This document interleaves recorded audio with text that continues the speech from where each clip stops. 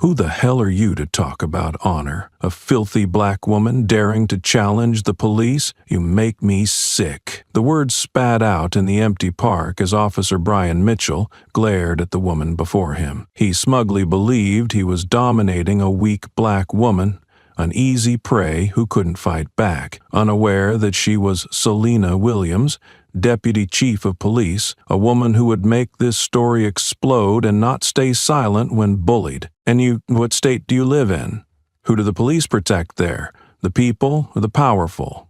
Wilshire Park became unusually quiet in the late afternoon. The weakening sunlight spread thinly through the tree canopy, casting shadows on the pale tiled pathway. Selena Williams had just left the office after a private meeting regarding complaints about misconduct within the force. She wore simple clothes, a gray shirt, dark jeans, a backpack slung over one shoulder, and an earphone in one ear. She walked slowly toward a bench near the pond, where the network signal was usually stronger. Opening her phone, she logged into her official email and was about to send an encrypted document when a voice sounded behind her, not loud but sharp. "What are you doing here?" Selena looked up. A few steps away stood a white police officer, with a strong build, his right hand resting lightly on his belt, his uniform neat, but his eyes impatient. "Where do you live?" he asked without introducing himself.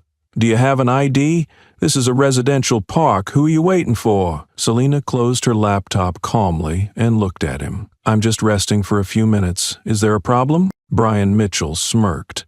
"The problem is, we received reports of some people acting suspiciously around here." Selena didn't reply.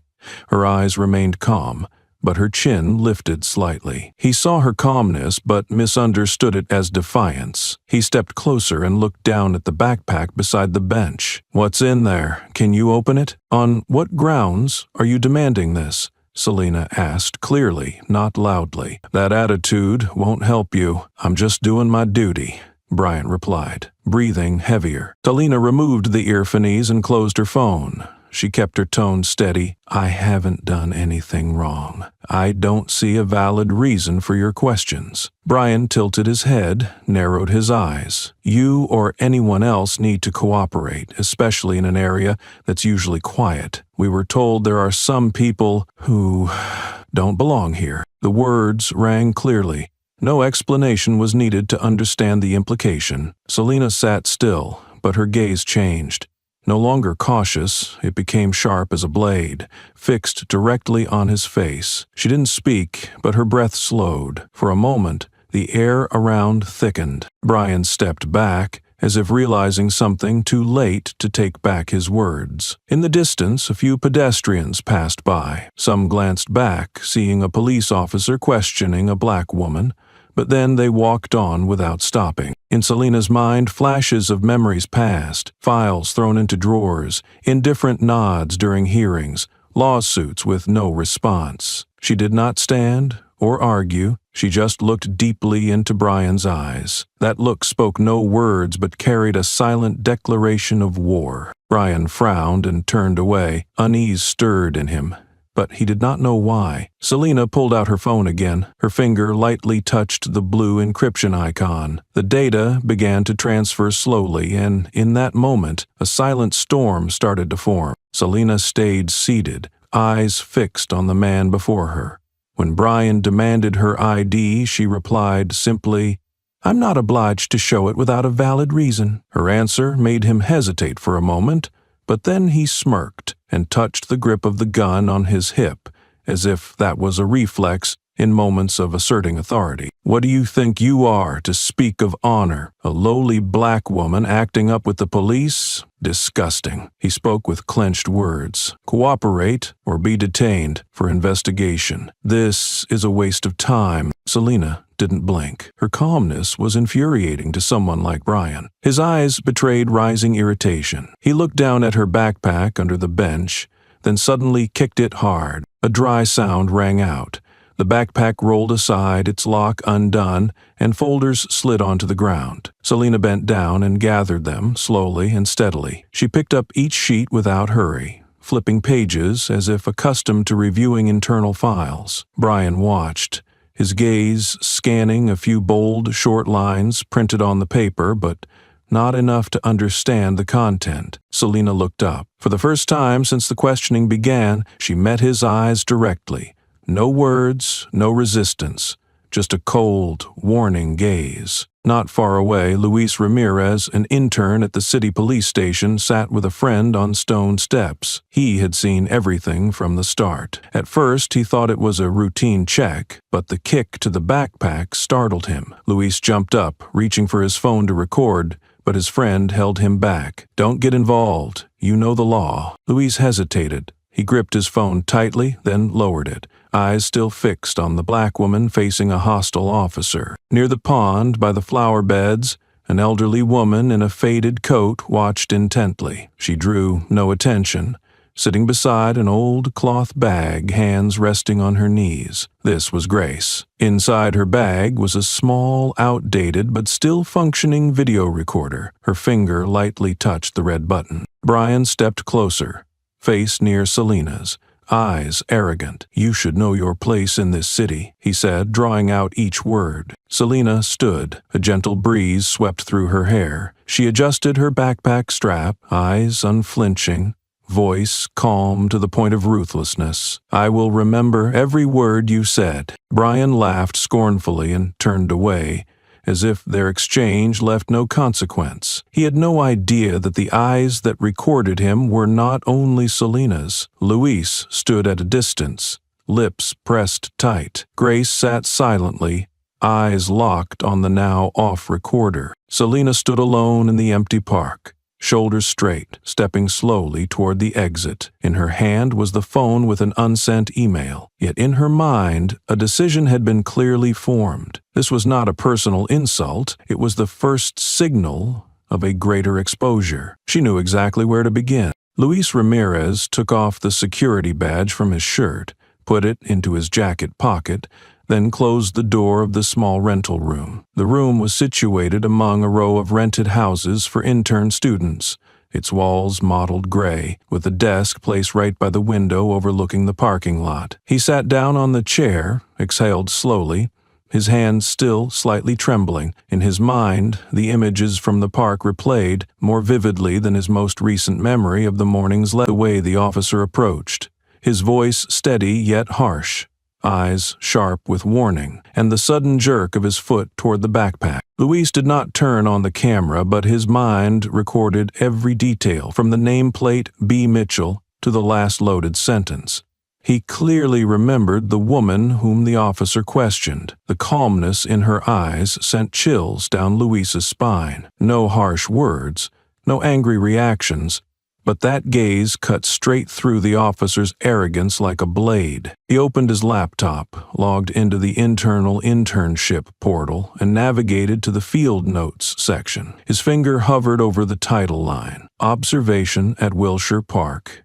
Date XX." But the moment he clicked Create Report, a notification popped up. "Unverified case, submission of unapproved documents is not allowed. Please contact the direct supervisor to confirm the scope of recording." Luis froze momentarily. He had been encouraged to report truthfully during orientation, but this was the first time he saw the system reject content even before he wrote it. He closed the screen, put on his jacket again, and hurried to the second-floor office in the internship area, where Officer Sloan usually sat. The room smelled of cold coffee and old printer ink. Sloan was staring at spreadsheets, tapping rhythmically on a file folder. When Luis knocked and explained briefly, Sloan slowly looked up. "What did you see?" he asked, his tone indifferent. Luis summarized without embellishment, but as soon as he mentioned wanting to file a report, Sloan interrupted. "Forget it. Cases like that happen every day. You're here to learn how to work, not to disrupt the process." He emphasized process,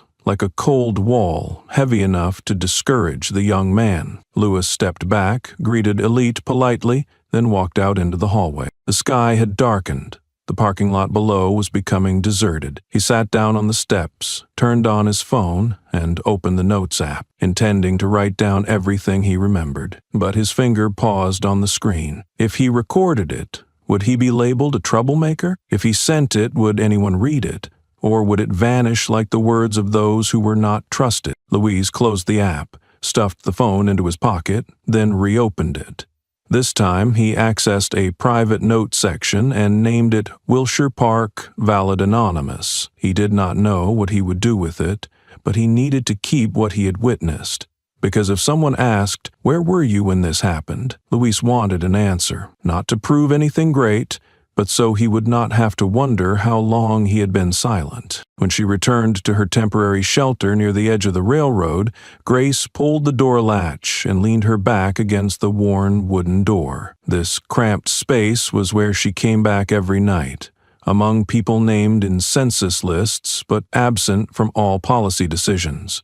She took off her handbag, sat on an old mattress, and took out a small silver camcorder, a model from a decade ago with its paint peeling off. She opened the lining at the bottom of her bag, pulled out an empty plastic pill bottle, twisted off the cap, took out a memory card, and hid it in her jacket pocket. In Grace's mind, the image of the woman in the park remained vivid. Her upright posture, steady eyes, and voice held back something greater than self-defense. Grace knew that feeling. The feeling of holding on to the dignity of a system once trusted until that system turned its back. She had been an emergency nurse for 12 years in a public health system linked to local police. During one shift, Grace witnessed a police officer stomp hard on the chest of an unconscious patient on a stretcher, simply because the person did not comply properly. She wrote a detailed report, submitted it up the chain with full signatures, believing the truth would be heard. A week later, she received a dismissal notice. The reason in the file read, "Failure to maintain a professional attitude and psychological instability during duty." Her reputation was destroyed. Other hospitals rejected her applications. Former colleagues remained silent. At that time, Grace asked herself, if I had recorded the video, maybe they wouldn't have dared. But that year, she did not have a camera. No one believed her alone. Everything slipped away in silence, as if it never existed. That was why, when she saw the tall officer bending down to threaten the black woman in the park, Grace's hand instinctively opened her bag and turned on the camera. She had no plan, no reason was needed. It was instinct. The instinct of someone who once had a voice, but had it taken away. She inserted the memory card into an old laptop, its screen blurred by a thin layer of dust. The video played back. The image wavered slightly, the sound unclear, but she could hear the last sentence. "I will remember every word you said." She rewound, played it again. Each time, Selena's eyes imprinted deeper in her memory. Not because of defiance, but because of the hidden weight behind the calmness. A weight Grace understood well, having carried it during countless night shifts under fluorescent lights. Grace did not send the video immediately. She did not yet know who the woman was or what she would do, but she wanted to wait to see if the woman had enough strength to stand up on her own, because if she did, Grace would be the second to speak out. And this time, she would not wait for anyone's approval to be believed. Selena sat back at her desk, her coat still on, eyes no longer tired from a long day but tense like a drawn bowstring. The incident at the park lingered in her mind, not just because of the personal insult, but because it exposed something she knew had existed too long. A silent decline within, where power was wielded as legalized violence. She logged into the internal complaint system, entering Brian Mitchell's personnel code. Almost immediately, a data sequence appeared. 11 complaints over 3 years. 7 marked internally resolved, 3 under review, and 1 single line showing an error message. A17R, details not found. Selena frowned and opened the access log. The A17R code remained, but the content was completely blank, as if cut off before it was written. She traced the access history. The last person to open this entry was over 2 years ago, as recorded by the account. She recognized the code. Roy Handley, deputy commander who had once declared the priority to maintain the organization's image over internal disputes. In Selena's mind, layers of censorship became clearer. These incidents were not accidentally overlooked. They were handled by those with the power to put them aside. She opened the backup interface, created a separate export of all Brian Mitchell's access logs, isolated the A17R code, then saved it into an encrypted folder outside the main system, where only she had temporary access. Searching keywords related to A17R, she noticed another gap. No whistleblower name, no incident location, no accompanying report. The only remaining detail was the original timestamp, a cold line stating, "Victim's name unknown." For someone who had processed hundreds of files, Selena knew this emptiness was not a technical error. It was the product of intentional erasure, a form of human invisibility, erasing names, silencing voices, then calling it a closed case. She looked at the A17R code, repeating it in her mind like a hidden password. If someone tried to make this case disappear, it was not Brian Mitchell. He was too crude to cover it up, but well protected enough to survive. The problem was not what he did yesterday. The problem was that he was allowed to do it because this system once erased a victim without leaving a name. Selena reopened her personal secure folder and typed a new note. A 17R reverse investigation. Do not follow the whistleblower. Find who viewed, then deleted. All the data on the screen had been backed up, but what she needed most was no longer there. The name. Just a name. Someone who once existed, then vanished from official records. And if the system left no trace of them, she would start tracing the one who pressed the button to make them disappear. The physical file archive lay deep beneath the administrative building's ground floor, where old yellow lights fell on steel shelves stacked with faded documents. Selena personally opened each drawer, browsing through hundreds of forgotten case files. She told no one about her visit. That was understandable. The digital system could be manipulated, but original paper records, if they remained, would not lie. Among faded files and sparse index sheets, she found a strange folder labeled with a different case code. Flipping through a few pages, her eyes stopped at a faded, creased sheet with a bold code stamped A17R. The report lay misplaced among unrelated files, as if someone temporarily stuffed it there and forgot to retrieve it, or deliberately hid it where no one would think to look. The content was suspiciously brief. Incident between officer and unidentified suspect. No further action required per directive. No officer's name. No victim's name. No specific time. The final approval was signed with initials R.H. Selena held the paper near the light, studying the bottom. A very faint, handwritten line, as if someone had tried to erase it with water. She squinted and read again. The words appeared little by little. Spoke with Roy. Temporarily shelved. In that moment, all the scattered points connected. The empty data in the system was not a software glitch. The absence of whistleblower's name, officer name, timestamp, location, all reflected an act, directed by those with authority, to redefine what an incident. She took her phone, photographing every corner of the report, carefully preserving creases, stains, and even the smudged ink. She opened a scanner, saving both the original image and a PDF in a separately encrypted folder outside the internal network, accessible only via a personal encrypted drive. Another printed copy was placed in a sealed envelope and locked in a drawer. Returning to her desk, Selena no longer saw Brian Mitchell as the main target. He was now a product, not the source. The real person who made the victim in case A17R vanish from the entire system was the one who signed that note, Roy Hanley, deputy commander, once responsible for managing complaint data before promotion. He not only knew but ordered the shelving. Selena opened her notebook and quickly wrote a line. Roy does not need to hide Brian. He is hiding something bigger. Before her, the paper report blurred with time, but what had been shelved would now be uncovered, layer by layer, not by anger, but by evidence. And this time, no one would make a second name disappear.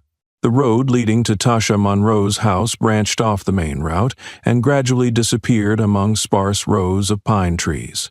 Selina drove over patches of gravel, stopping in front of a modest wooden house nestled on a hill. The door was unlocked, but there was the sound of chains rattling inside. When she knocked, a hoarse voice responded, neither inviting nor refusing. "Come in, if you know what you're looking for." Tasha sat beside an old dining table, the light from the window casting a silver-gray sheen over her hair. She did not stand, only glanced over her thin-framed glasses. Her face still held the sharpness of someone once accustomed to facing distorted indictments and evasive testimonies. "I don't talk to the press, nor do I want to be dragged into trendy justice campaigns," Tasha said, before Selina could speak. "I'm not here for the media," Selina replied. "I'm here because of file code A17R and because of Roy Hanley." Tasha squinted. The name just mentioned seemed to brush off the dust covering old memories. A silence stretched between them. Her hand rested on the table, lightly tapping a familiar rhythm on the wood, a rhythm that had echoed through many file analysis sessions. "I thought that case had been burned," she said. "Why are you digging it up?" Selina was silent for a few seconds. "Because it's still in the system, but no one has a name to call it by. And because the person who signed the cancellation confirmation is still sitting in the executive chair." Tasha stood up, walked to the bookshelf, and pulled out a brown document box.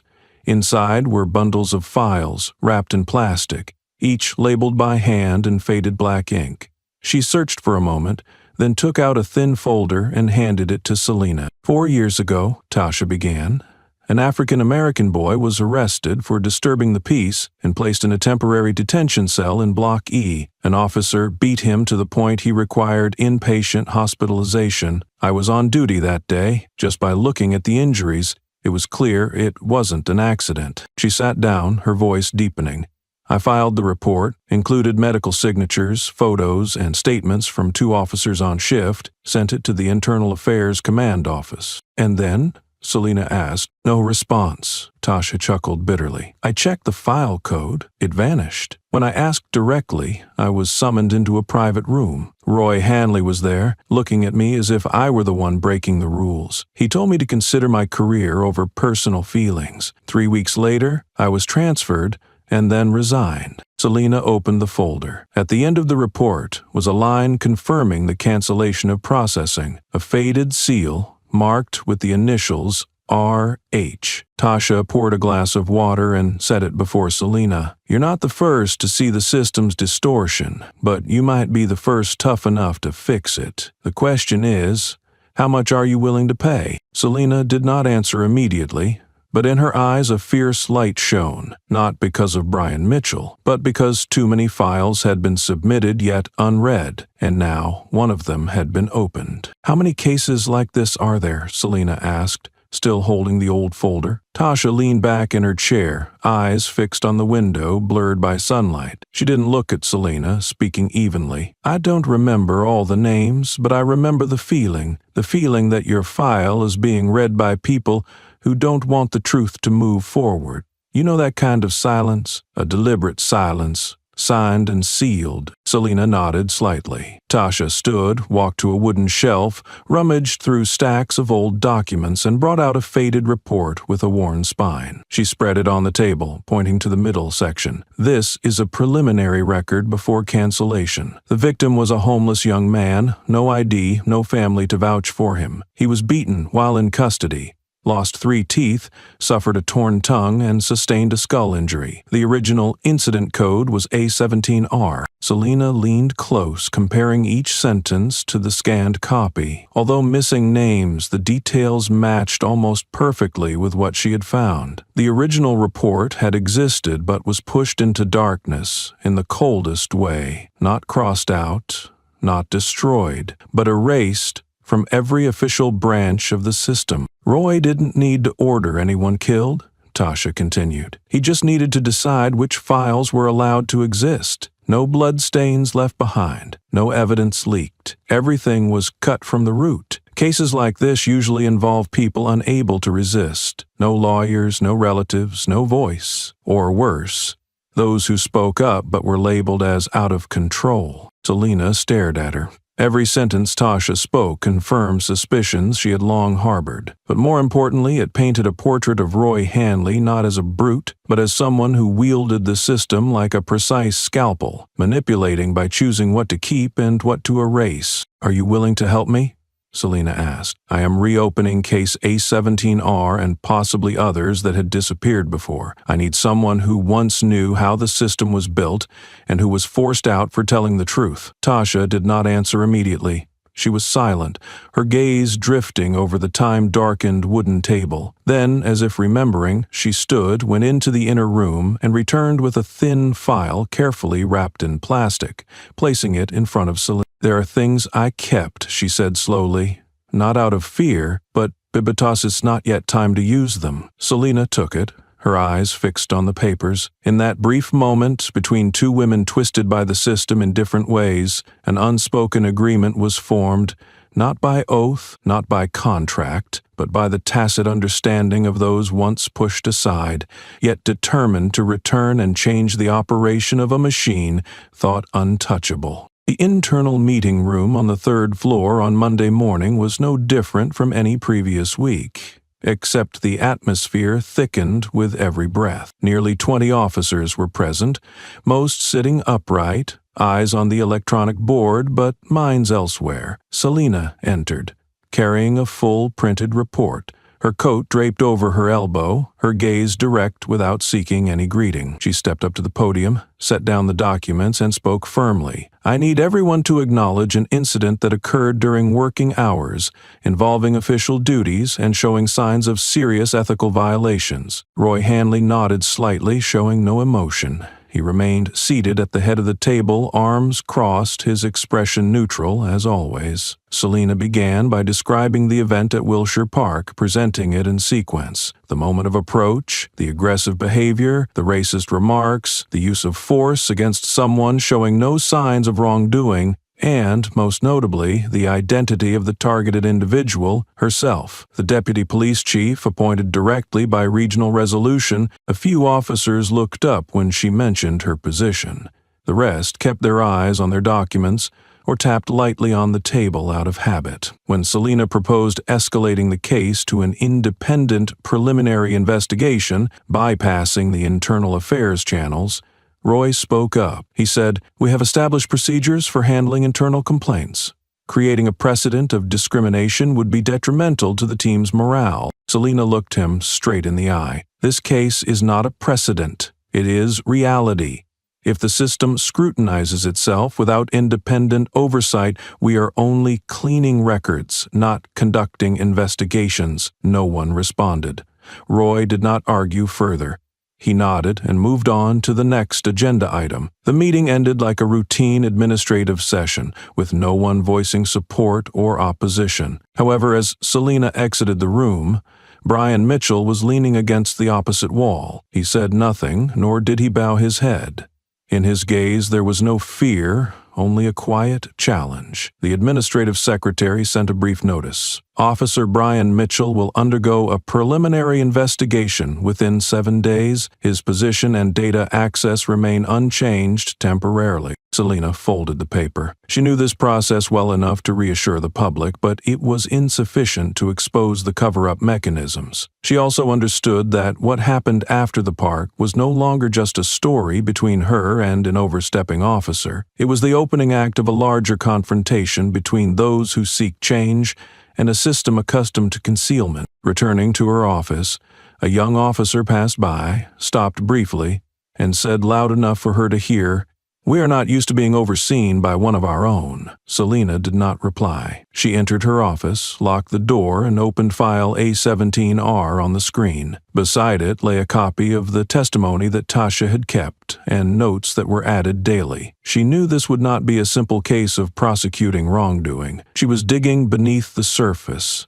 where every brick was laid with deliberate silence. When her name appeared alongside the word victim, what shook the room was not her rank, but her existence as a mirror, reflecting the face many in that meeting did not want to see. The next morning, Selena entered her office. Everything was in place. Neatly stacked files, assignment boards on the walls, and the faint aroma of coffee drifting from the break room. Yet, small things began to feel off. The assistant on duty gave a nod that missed its usual half-second timing. A colleague who shared the elevator with her that morning walked a step faster, avoiding her eyes. In the hallway, half-finished conversations instantly fell silent as she passed. She said nothing, only observed. Observed as someone trained to analyze psychological crime scenes and now applying that skill within her workplace. Checking the internal email, she found the 3 files she had requested earlier that had been returned. The reason cited was temporary data access interruption due to technical issues being resolved. Previously, these files were processed within less than 2 hours. Now they became invisible obstacles. No one directly blocked her, but every path was shrouded in a thin fog. Selena did not reply. She recorded the response time, took screenshots of the notifications, and saved them in a separate tracking folder. This was once a routine habit for handling internal surveillance cases. Now it had become a survival skill. At midday, she entered the break room. The murmuring conversation of 3 young officers immediately stopped. One forced a smile, snapped the coffee lid shut, and withdrew. The other 2 excused themselves as their phones rang and left. The room fell silent again, though the coffee machine still dripped steadily. A tingle sounded from her computer. Returning to her desk, she opened the new message. It was anonymous, unsigned, sent through the internal system as a one-time encrypted code. Being a boss doesn't mean everyone will follow. She read the line without changing expression. No anger, no shock, just a clear confirmation that what she was doing had begun to touch the real structure, the structure sustained by silence, concealment, and invisible consent. At the end of the day, Selena went to the locker room. No one was there. She took off her badge, placing it on the stainless steel table. The mirror reflected the image of a woman in a pale blue shirt, hands gripping her bag strap, back straight. Yet what she saw was no longer someone who had risen through the ranks by ability and a clean record. Instead, it was another figure, not soft, not bending to comfort. She looked a moment longer than a breath, then nodded lightly and pinned the badge back on. In the mirror was not a senior officer running a unit. It was a threat. Quiet, official, and recognized. An individual sharp enough to look straight into those who once bowed their heads and brave enough not to retreat from the shadowed place others called stability. Louise sat in a secluded corner of the academy library, where the yellow light cast over rows of old books and heavy wooden tables. In his hand was a crumpled sheet of paper, its top right corner curled, the print slightly smeared from the sweat of his palm. He had flipped through it so many times that he memorized every spelling mistake, every faint ink blot on the lower margin. This was the page Louise had subconsciously picked up when the backpack of a black woman was kicked across the park. An aggressive act by an officer that caught everyone's attention before they looked away. But Louise had bent down, hurriedly stuffed the paper into his pocket without reading it. At that moment, he simply thought he should not stand aside. But upon realizing the woman was the deputy sheriff, everything changed. He felt he was holding something not meant for him, something that could cause trouble if discovered. Louise had intended to discard it 3 times. The first time was the evening the incident happened, when he read the heading, Initial Statement, Code A17R, Victim Unidentified. The second time was when he saw a brief news post about the park incident circulating on the internal forum, accompanied by sarcastic comments from some young officers, getting asked a few questions and calling it discrimination. The third time was that morning when he looked again at the photocopy and noticed a detailed description. Injuries to the head area, fractured left cheekbone, nosebleed, no response after 3 minutes. Beneath that line was a scribbled note, without a name, but enough to show that someone had tried to make sure this case was recorded. Louise put the document into an envelope, slipped it into his jacket pocket, then messaged the only person who could understand how important it was, Selena Williams. He did not specify the content, but arranged to meet at a small cafe right beneath the city hall,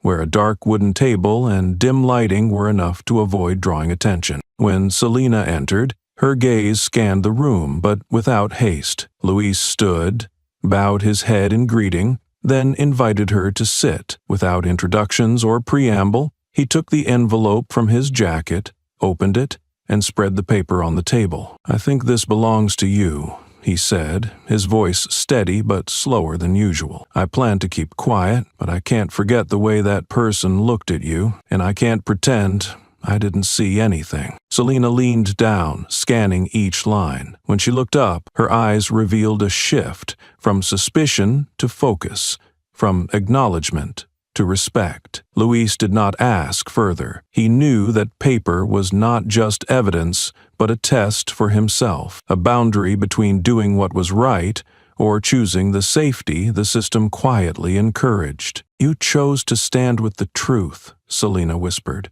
"And that won't be easy." Luis met her gaze, the first time not looking away. "You already chose. I'm just trying to follow." Selena sat at the desk, spreading out the documents Tasha had brought onto the wooden surface. The white light shone down on thin, worn pages with faded print, showing these were photocopies of an original file, no longer officially archived. She turned slowly, eyes scanning each paragraph, each punctuation mark, as if navigating a disrupted maze. On the fourth page, she paused. A short testimony, only 8 lines long, typed roughly and formatted irregularly as if inserted at the last minute. The first line clearly stated the incident time: April, 4 years ago, the same date as in file A17R. The content described a teenager handcuffed in a detention room, then struck in the head and stomach by a tall officer, light-haired, northern accent. The injury description,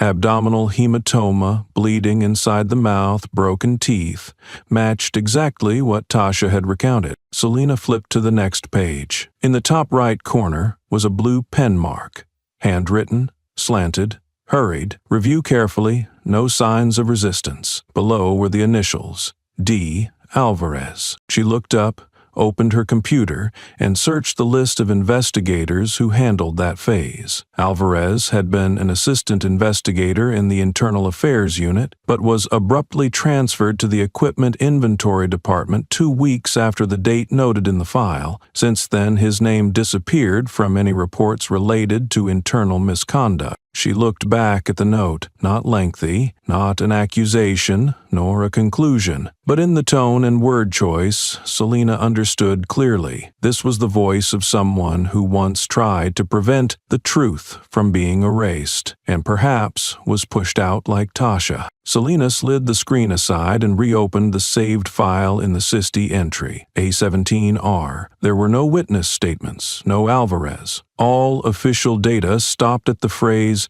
"insufficient evidence to continue investigation." What lay before her was a deliberately removed piece, not accidental but intentional. The door opened softly, and Louise stepped in. Before he spoke, Selena handed him the paper. "Look, this is a copy of the testimony deleted from the system. The person who wrote it is no longer an investigator." Louise read slowly, paused for a moment, then looked up. "Without this copy, none of this would have been pieced together." Selena nodded, eyes never leaving the blue ink. "You're not just a witness," she said firmly. "You just saved a part of the truth that seemed erased." Luis did not answer immediately, but in his eyes something had changed. No longer fear of the system, but the feeling of first realizing he had touched a pulse greater than himself and was keeping it from being silenced again. That morning, Selena received a notification via the internal email system.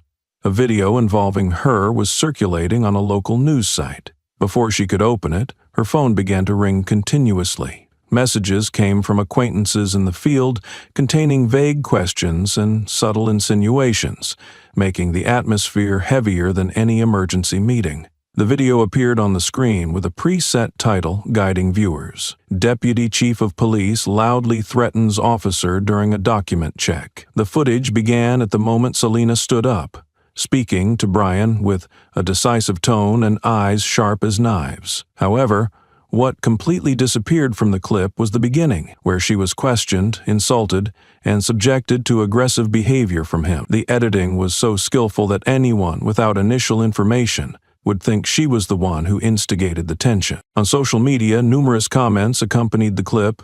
Some accused her of abusing power. Others mocked that here comes another person using skin color as a shield, and some called her the most annoying boss of the year. The polarization was clear, but what troubled Selena more was not the public's reaction, it was the reaction from within. When she entered the precinct, she clearly felt the avoiding gazes. A few greeted her as usual, but the distance in their eyes had changed. In the internal meeting room, the head of the inspection department requested Selena to provide a written report explaining the incident in a personal statement. She accepted, but inwardly understood someone was trying to turn everything around. Tasha sent a short message, encrypted through a secure channel. Compare the original data. The video has been altered. The current version was taken from an internal server. The manipulator has high-level access rights. Those words pierced like a knife. Selena immediately checked her personal backups, but found no differences. She remembered Gra E. Watson, the elderly woman in the worn coat, who had quietly recorded the entire incident. She called the number Grace had left, sending no lengthy message, just one sentence. "I need the original copy," Grace answered after 3 rings. Her voice was low and hoarse, but unsurprised. "I knew you would call," she said, "but the video I kept, I was just locked out of access this morning. Someone used a strange account to download it. I didn't allow it, but since then it disappeared from my server." Selena tightened her grip on the phone. This was no longer a technical glitch. This was a deliberate, planned move, orchestrated by someone. She opened her laptop and checked the internal access logs. Every trace was clean, too clean to be accidental. At that moment, she knew the opponent was not only trying to hide a wrongdoing, but wanted to create a new reality, where she was the problem, not the one seeking answers. To fight this, the truth alone was not enough. There had to be evidence at the right time, in the right hands, and in the right way. Selena met Marcus Doyle at a small cafe near the city outskirts, where the network signal was encrypted through a private system he had set up. Marcus was formerly an internal security technician who quit after refusing to alter data on his superior's orders. He didn't ask much or question the reasons, only plugged his device into Selena's computer and began working. "You want to trace who accessed the original video file, right?" Marcus asked, eyes fixed on the screen. Selena nodded. "And I need to know where the original disappeared from, when, and who had the rights to do that." After more than an hour of scrutiny, Marcus uncovered a hidden log stored in a subfolder not shown in the official system structure. The code clearly showed the original video was backed up on a secondary server labeled S-Delta-RF, part of the administrative department's backup system. The access account held the highest level data modification rights, with an administrative authentication code RHOPS4. Marcus paused and looked at Selena. RH, Roy Hanley. Selena studied the chain of actions on the screen. Opening the file, editing metadata, replacing it with a shortened version, renaming, updating the creation time, and finally deleting the original from the main system, all within less than 3 minutes. This perfectly matched the time when the system was notified of scheduled maintenance 3 days earlier, the time managed by Roy's administrative department. At this level, at least 2 people have to know and approve to operate, Marcus explained. But there is one exception: when the head of the maintenance system temporarily assumes control. Selena fell silent, but her fingers typed continuously. She cross-hectored this log with the access list to the server control room. Roy's name appeared clearly, time of entry, time of exit, the reason recorded as checking the backup connection. He probably thought no one would check back at that time, Marcus said, but server logs are beyond the cleaning scope of common audit software. He deleted it externally but forgot one thing: the server record doesn't require user commands to save. Selena extracted the entire log, printed a hard copy, and saved 2 additional encrypted copies. The first paper was placed into an envelope, sealed right there. She looked at Marcus. "Now I can confirm. He is not just covering up, he is redefining the truth, his truth, and anyone who believes that edited version is living in a reality he created." Marcus nodded slowly. "What are you going to do next?" Selena held the documents. eyes staring out the cafe window where the streets kept running normally. I will start by asking the right people questions, and I won't let any answer be erased before being heard. She stood up and put the envelope in her jacket pocket. In her hands was no longer just evidence, but a key, unlocking the manipulation system, where power is digitized and truth. Tasha chose a small cafe located at the edge of the forest, where phone signals were weak and no one knew each other well enough to intrude. When Selena arrived, she found Tasha already seated in a shadowed corner near the window, with an old gray handbag beside her. Without any polite preamble, Tasha pulled out a portable hard drive from her bag and placed it on the table between 2 glasses of water. She said, "This is not part of any official record. I keep it. Not because I want to expose anyone, but because I know that someday someone will need to see it." Selena plugged the hard drive into her laptop. The screen displayed a series of digital files, scanned handwritten notes, original format recordings, all named with internal codes only understood by those who had worked in the inspection unit. Tasha continued, "This is the content I collected during 3 years working under Roy Handley. He didn't write the policies. He built the culture." A notes file was opened. The first page bore a title scribbled roughly: Approach based on skin region characteristics, behavior, indirect response. It listed detailed instructions: how to approach black subjects with a low commanding tone, avoid soft language, keep a short distance to create pressure, and absolutely forbid the subject from questioning back. Selena flipped through each page. Every detail thickened the atmosphere in the cafe. She paused on a voice recording. A familiar voice came through the laptop speakers. "Never let black people feel they have control over the space. The police set the atmosphere before the subject can react. If you let them question back, you've lost the battle." Roy's voice was clear, slow, and evenly paced. There was no vulgarity, no anger, no call for violence. Yet every sentence was a lesson in invisible suppression, cloaked in the language of field handling tactics. Tasha looked at Selena.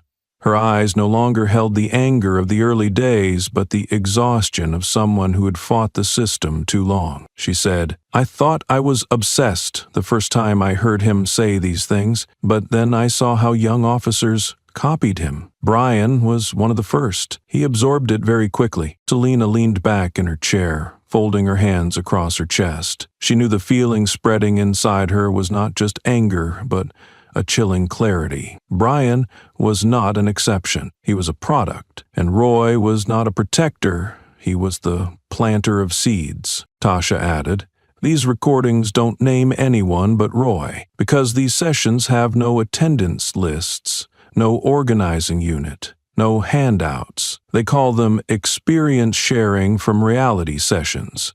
But reality is never recorded in any official file." Selena stared at the screen as the files appeared one after another, like pieces of a map for a training machine working in the shadows. She no longer needed to question Brian's behavior. She was looking at an entire foundation that had nurtured it. Where deviance was taught as reflex, this was where the precise and relentless dismantling must begin. Back at the office, Selena started work quietly, but not slowly.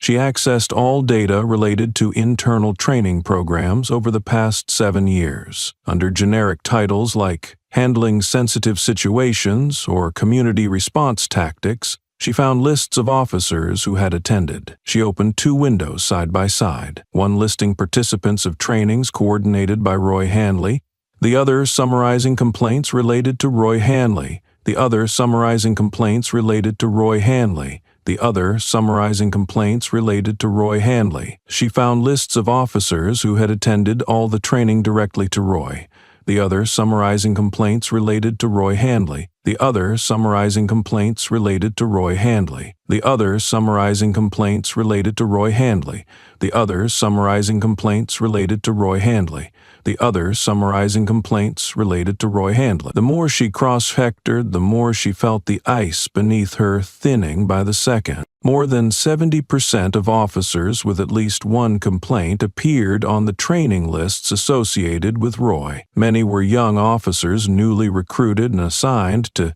densely populated black neighborhoods. Another coincidence made Selena silent. Their first violations usually happened within months after the training. She continued reviewing administrative records and found a file titled Behavioral Orientation Tactics for Special Residential Areas. There was no author information, but the conclusion had a handwritten note, approved SRH. The slant and leftward stroke matched the handwriting in a suppressed report related to case code A17R. Tasha arrived late in the day, carrying more old files. Selena recounted all her findings. They sat together and compared notes. Though unspoken, both realized the scale of the problem had grown beyond the personal level. "You know," Tasha whispered, flipping through a document, "when a young officer is sent to training, he thinks he's learning to protect the community, but actually he's being programmed to distinguish between trusted people and those to control." Selena looked at the list. Each name was no longer a number, but a marker of a deliberately replicated chain of misconduct. She highlighted Roy Hanley's name in red on her summary report. From this moment, he was no longer just a report approver or coordinator. He was the architect of an ideology quietly operating within the legal system. She sent a copy of this report to a backup storage system, set a private password, then turned back to Tasha. "Now you understand," Tasha said evenly,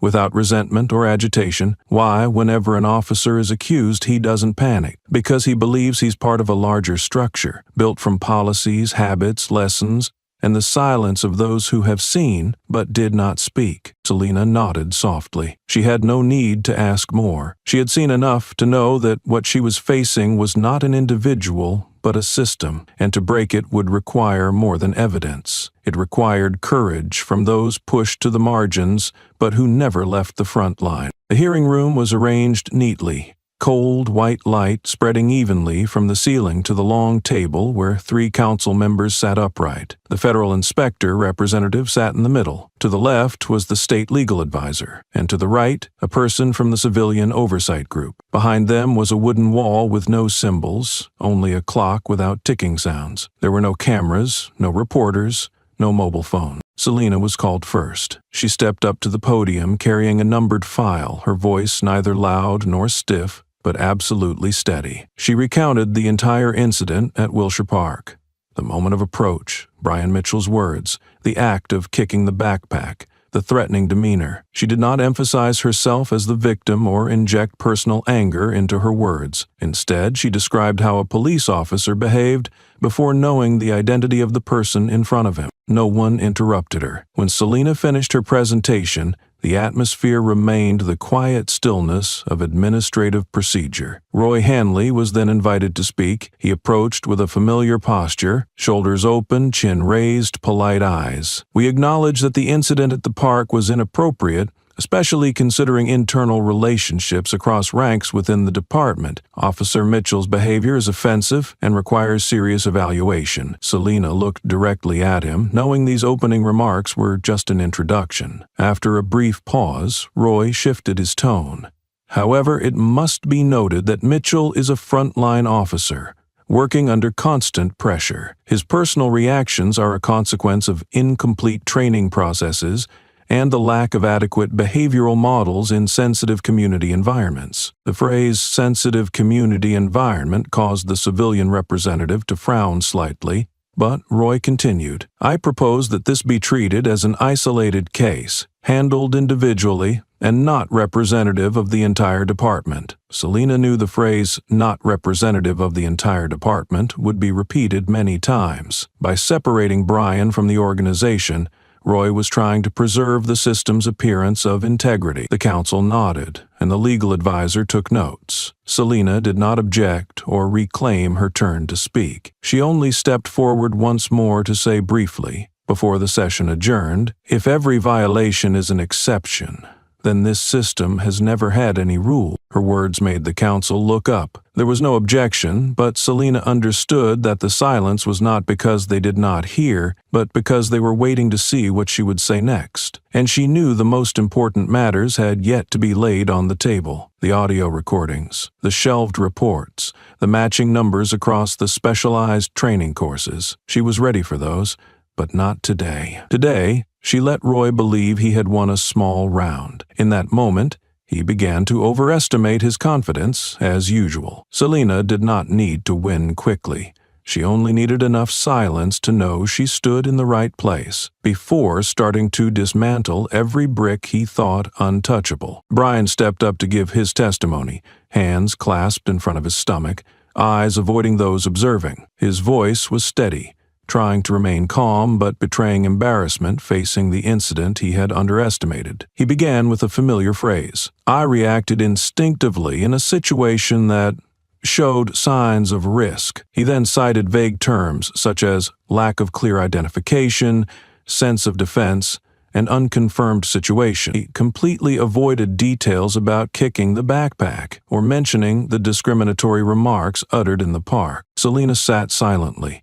neither taking notes nor interrupting. She observed how Brian chose his words, how he glanced at Roy as if seeking a safe escape route with each phrase. A council member, the civilian representative, asked directly, "Did you know the person you were checking was your superior?" Brian hesitated briefly, his throat moving slightly. He answered ambiguously, "At that moment, I wasn't sure. I couldn't confirm clearly." Roy Hanley sat across the table, fingers lightly touching his pen, expression unreadable. He believed the hearing was proceeding according to his plan, shifting responsibility to the individual, narrowing damage to a single act to keep the system quiet. Selena did not cut Brian off. She did not immediately refute or debate. Instead, she let the silence stretch just enough, not too long to lose control, but long enough for the room to realize she did not need to respond with an argument. When invited to speak last before the council made a provisional conclusion, Selena stepped forward without carrying any files. She stood straight, scanning the room, before saying, "I have provided what is necessary for a beginning." She paused briefly and continued, "What comes next will concern the true nature of the system we are working with." No one asked further. The council acknowledged the statement and announced the end of the first session with a decision to temporarily review all records related to Officer Brian Mitchell over the past 3 years, including old complaints, internal assessments, and periodic inspection results. Selena left the meeting room in silence. She did not look at Brian or Roy. Her eyes were directed toward data, never presented. The old recordings from Tasha, the unencrypted files Grace held, and the quiet message sent to her last night from an intern named Lewis, who finally decided not to stay silent. Silence was not weakness. It was the time she needed to listen to the system, revealing its gaps. This time, those who believed they controlled everything were the ones unprepared for what was coming. Selena came to meet Grace at the homeless support center, where she often went to receive food and spend the night. They sat in a small room, the dim light casting shadows on Grace's thin hands, gripping the handle of her cloth bag. Selena explained clearly her reason. She needed an independent witness to verify the original video, clarifying the process of internal data manipulation and editing. Grace was not surprised. She had waited for this day for a long time. She spoke slowly. "I am willing, but my real identity. They have used it to silence everything I ever said." Selena nodded, promising to keep all information confidential until she was sure the system could no longer harm Grace again. The next day, Selena contacted the legal department to verify Grace's background under the emergency witness procedure. She sent attached photos, descriptive information, and the original clip provided by Grace. Just a few hours later, the result came back. No matching records found. Civil, military, and judicial files recorded no one named Grace with the birth year she had stated. Selena felt something was wrong, but did not want to share this with anyone internally yet. She decided to search herself through a linked database connected to old military records. After 3 rounds of verification, Selena found a blurred record whose name had been archived. A nurse named Grace Holloway, who had served in the Military Medical Corps, with access codes linked to the Department of Defense system. This file was marked incomplete with a note, "Administrative file forwarded." She followed the trail, but all links redirected to the city police department returned errors. That was the place where Grace had filed her complaint over a decade ago. In the old administrative office archives, Selena found a record referring to Grace's file with the status "temporarily held.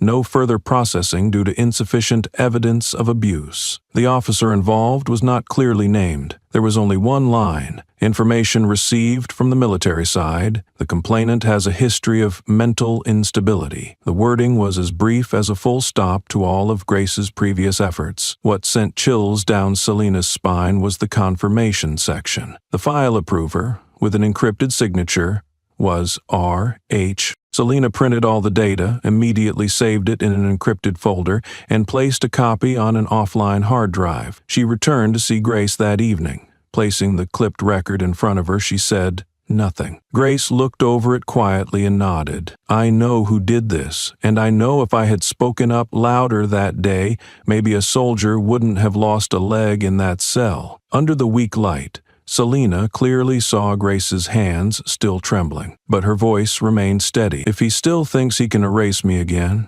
this time I will come out with you with my real name." Selena returned to the shelter in the late afternoon, carrying a file she had pieced together from old data. Inside was a printout bearing the name Grace Holloway, with faded administrative notes, passed through many departments before ending in a temporary hold status. When Selena placed the documents before her, Grace flipped through the pages without blinking until stopping at the encrypted signature at the bottom of the minutes. She whispered, "I know who signed the decision to hide my name." Leaning forward slightly, Grace recounted her time as a military nurse, serving at a treatment station on the northern military base. During a night shift, she witnessed a mid-ranking officer assault a severely wounded soldier after the soldier refused to provide information. Grace immediately wrote a report, attaching medical records and submitting it to the command unit. Instead of opening an investigation, the file was handed to a civilian intermediary,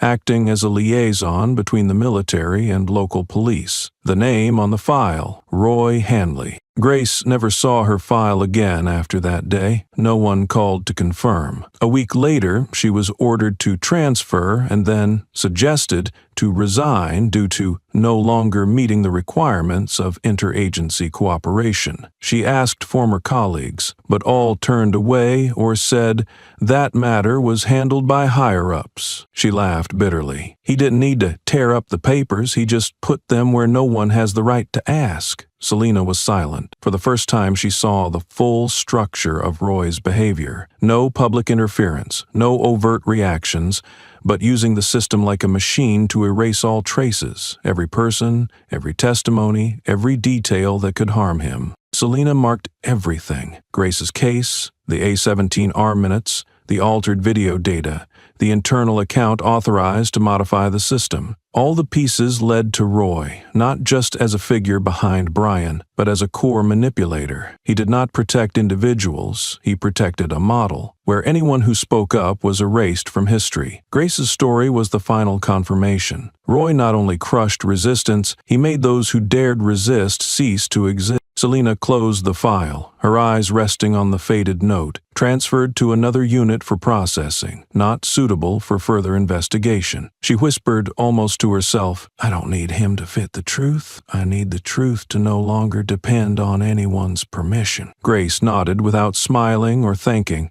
She only took a rusty necklace from her coat pocket and put it back on her neck, as if at last she had been called by her real name. The third-floor office lights remained on while most other offices had already closed. Selena sat alone, the screen before her displaying a list of documents to compile for a federal report. Notes, case codes, and cross-references between hearing transcripts and internal systems were gradually taking shape. She typed into the Access Manager, entering a triple-layer security code. The screen flashed, then turned red. "Access denied." Selena paused and tried again, this time using supervisor-level access. The result was unchanged. Frowning, she attempted to log into her official email to check the path for submitting hearing content. The email froze, showing a shared folder among oversight units. Crucial files related to case A-17R and Brian Mitchell's disciplinary records had vanished completely.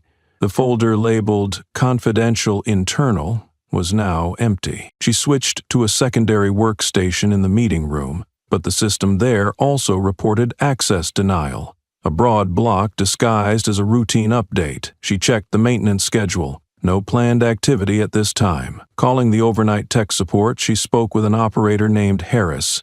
His voice was slow and evasive, saying, "Your access rights are under review, and this may relate to internal reorganization of permissions." The response did not confuse Selena. Rather, it confirmed her intuition. The system was reacting deliberately. Standing, she moved toward the electronic board in the old investigation room, where she had previously saved a printed log of access times for internal accounts related to the case. Her access codes from the previous week had been completely revoked. No trace remained on the temporary backup. For the first time in her career, she was locked out of the very tools she had once overseen. As Selena reached for her personal phone to send information out, an unusual email popped up. Not in the official inbox, but sent from Richard Voss's personal account, head of internal legal affairs. The subject read, "Recommendation to keep hearing content confidential. Urgent response request." The message was brief, without an official signature or legal citation,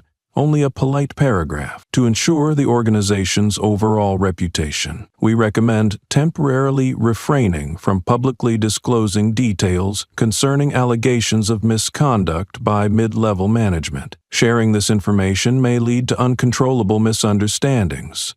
We seek your cooperation and careful consideration." Selena reread the passage. The wording seemed courteous but carried a familiar threat beneath. An unofficial form of bargaining sent via a non-system channel, leaving no trace. She looked again at the screen. Access denied. The phrase stood like a declaration that from now on, she was no longer considered a secure part of the system. Yet a bigger question echoed in her mind. Who had enough authority to silently manipulate all access rights like this? And why tonight? The next morning, Selena arrived promptly on the 6th floor of the administrative building. She was summoned to a small auxiliary meeting room, lacking the usual built-in recording devices. The wooden door was closed, soundproof walls and dim yellow light gave the feel of a voluntary interrogation chamber. Richard Voss sat inside, tie loosened, hands clasped on the wooden table. He smiled when she entered, but the smile held no warmth. "Thank you for coming," Richard began, attempting a gentle tone. "I know you've been busy and under pressure lately.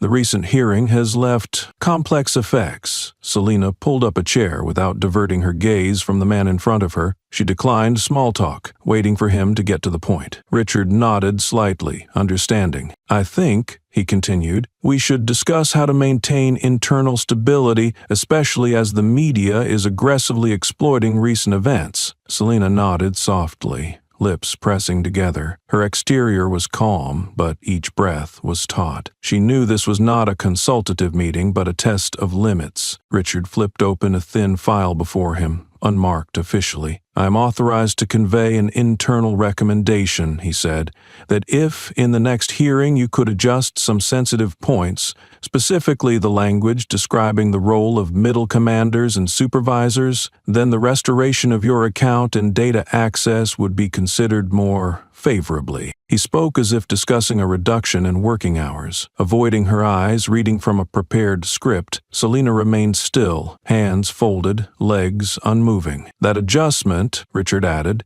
"is not about changing the truth, only choosing wording, less stressful to the internal system, reducing pressure on the organization." He smiled faintly, as if proposing a mutually beneficial deal. Selena looked down at the table, then raised her eyes sharply to him. "You mean," she said slowly, "if I agree to downplay the role of superiors in the cases I'm investigating, the system will, pardon me, with access?" Richard did not answer immediately, only shrugged and sighed. The silence confirmed everything. Selena nodded slightly, as if fully understanding the nature of this meeting. She said nothing further, stood, buttoned her coat, and spoke plainly, not loudly but clearly. If the system must rely on silence to survive, then it was flawed from the start. Richard did not stop her nor react. He gathered the file as if the meeting had never happened. People like him always knew how to turn bargaining into an afterthought. Selena left the room, walking down the corridor toward the data center. When she swiped her access card, the screen immediately displayed in red, "Incorrect code, access revoked." She tried again, this time with supervisor-level codes. Still rejected. The A17R case file, along with all documents labeled interagency, had vanished from her permissions panel. Standing still before the closed door, fingers gripping the code card in her pocket, she did not look back. Her back remained straight. The system was peeling away its mask layer by layer, and the act of blocking her from data confirmed she was getting too close to places many inside the force never dared to see. Loneliness was no longer a feeling, but a necessary state to move forward. But this time, she was not afraid, because after that bargain, what she needed to prove was not who was right, but what was being hidden by those who always claimed stability. The message arrived as the city sank into silence. Selena sat alone in her office, the light casting shadows over stacks of documents spread across the desk. Her phone screen lit up, displaying the sender's name, Tasha Monroe. Below was a brief message, no greeting, no explanation. "I've kept it for a long time. Now is the time to release it." Attached was an encrypted link requiring two-step verification. Selena put on her headphones and opened the audio file in an old internal recording app known only to former inspectors who could decode it. A faint static crackled, then a voice emerged. Deep, steady, familiar. "Roy Hanley. That internal report isn't anything special. She's just trying to stir things up." A sigh followed before he continued, "Don't worry too much about that, Williams. She won't bring us down, unless the kids speak up." Selena paused and rewound several seconds to listen to the end again. That statement was no slip of the tongue. It reflected a deeply rooted ideology, where those in power considered the silence of their subordinates a natural part of security. The kids, he wasn't talking about the victim. He was referring to the young, newly recruited, powerless, voiceless people. Interns, assistants, technical support staff, those who always see, always hear, but have never been trusted to dare speak out. Selena quickly noted the timestamps and marked 3 other positions within the recording. Roy's voice mixed with the sound of chair movements and overlapping background noises of an unofficial conversation. Yet it was clear this was not an offhand remark, but a directive. She fast-forwarded a few minutes, finding no further noteworthy content, then extracted the short audio segment, saving it separately as evidence. Although Tasha did not disclose the source, the timing and manner of sending suggested this was no impulsive act. The recording had been in someone's possession for a long time. That person did not reveal it or publish it, but kept it as a protective net. Selena leaned back in her chair, gazing out the fogged window. The city outside still slept, but inside the walls of the system some trembled, and others who had remained silent were beginning to move. The question gnawed at her mind. Who was the first to keep this recording, and why had they remained silent for so long until Tasha brought it out? Was it fear or a bargaining chip tightly held in the dark? She pressed the power button, removed her headphones, and reopened the personnel monitoring records. The list of those who had worked under Roy when he still controlled the inspection department. The first name appeared, linked to a paused file code, Devin Kells. That name had been glanced at once in a supervision report 3 years ago, an intern who suddenly resigned after a closed-door meeting with Roy. No reason given, no farewell letter, just disappeared. Selena recorded the name and shut down her computer. The room remained as silent as before, but now she understood. Silence was no longer meaningless. It was opening a new path from someone who had once left, and perhaps from the very kids Roy had underestimated. Tasha answered the call after 2 rings. Her voice was unhurried, as if she had been waiting. When Selena asked about the origin of the recording, Tasha replied briefly. It was stored on the inspection room's hard drive. A copy was accidentally retained when I was cleaning files 3 years ago. At that time, I didn't know what to do with it. Selena was silent for a moment, then asked, Who recorded it? A fragmented name came from the other end. Devin Kells. That name confirmed Selena's initial suspicion.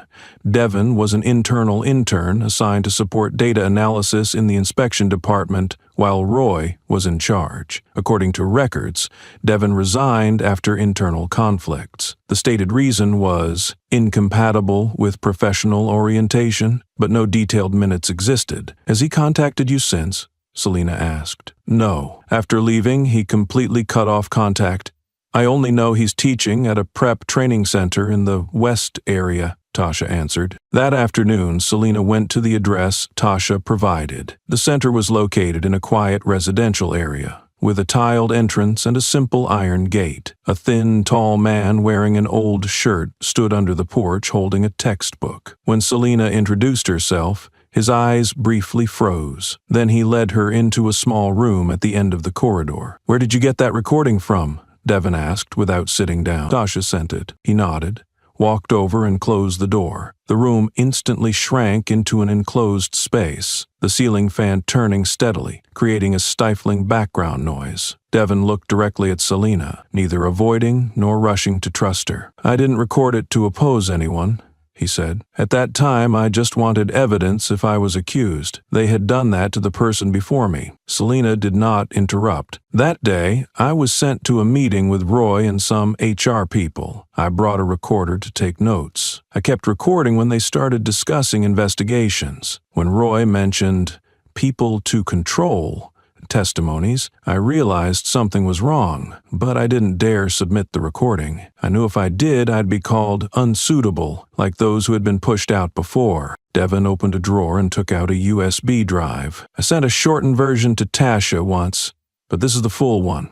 It has names, verbal orders, even Roy saying, if the newbies don't choose a side, we have to eliminate them before they learn to record. He placed the device on the table, but did not push it towards Selena immediately. I kept it for 3 years because I trusted no one. But if you are the one brave enough to stand among those people, maybe it's time for me to let it go. Selena took the USB and nodded.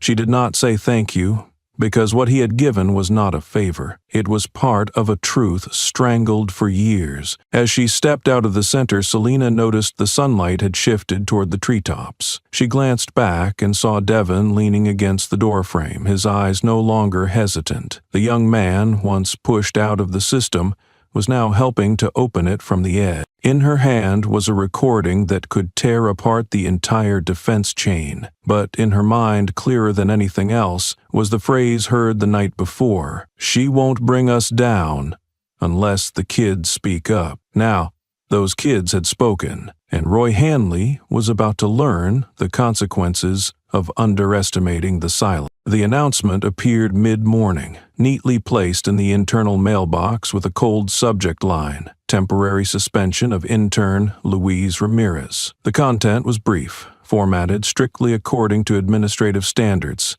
citing a clause on violation of witness contact procedures, but without attaching any minutes or statements from those involved. Selena read the words repeatedly, yet the vague feeling did not lie in the text, but in the emptiness behind it. Luis was an intern. He had no authority to meet witnesses directly, nor any reason to act beyond permitted scope. Yet, throughout the entire case, Luis was the only one who spoke up, who stepped forward when others chose to turn their backs, and now he was the first to be quietly removed from the stage. Selena typed a letter to the head of training using formal language, only requesting confirmation of the suspension reason and the next course of action. After 15 minutes with no reply, she sent 2 more letters, this time to Human Resources and the internal legal assistant. The mailbox showed the status sent, but no responses came. She then checked shared folders related to case A17R, which had previously contained updates about hearing schedules and processing progress. All showed access errors. Trying to find old emails between her and colleagues who had worked on the case, most folders were now marked under review. Direct messages within the internal communication system were either unread or oddly silent. She realized what was happening was not a technical coincidence. Her account was not locked, emails still sent, but no one replied, a form of silent blockade. The administrative system had chosen a method more sophisticated than disciplinary action: isolation without accusation. Selina left her office and walked to the digital oversight unit, where she knew someone had maintained a working relationship for years: Marcus Fielding, head of access analysis. The office door was slightly open. She knocked lightly. He turned around, startled to see her. "I need to confirm access to Luis's account activity history," she said. "Has anything unusual happened in the system?" Marcus stood up, closed the door, lowering his voice. "I know what you're doing, but I'm not allowed to discuss this privately. We have instructions from above.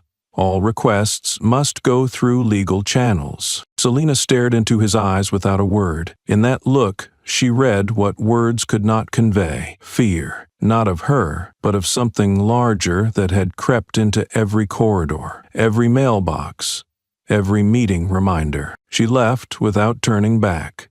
The hallway felt longer than usual. Every door closing sounded like an unspoken answer. Back at her desk, Selina reopened her personal folder, searching for correspondence related to the hearings. Previously saved notes now all show sync errors. She opened the account activity log. All recent views from servers lacked clear identification of addresses. The feeling of being pushed out was no longer a hypothesis. It had started with Luis and now spread to her, step by step, cutting ties with former collaborators. Selina did not type any more emails.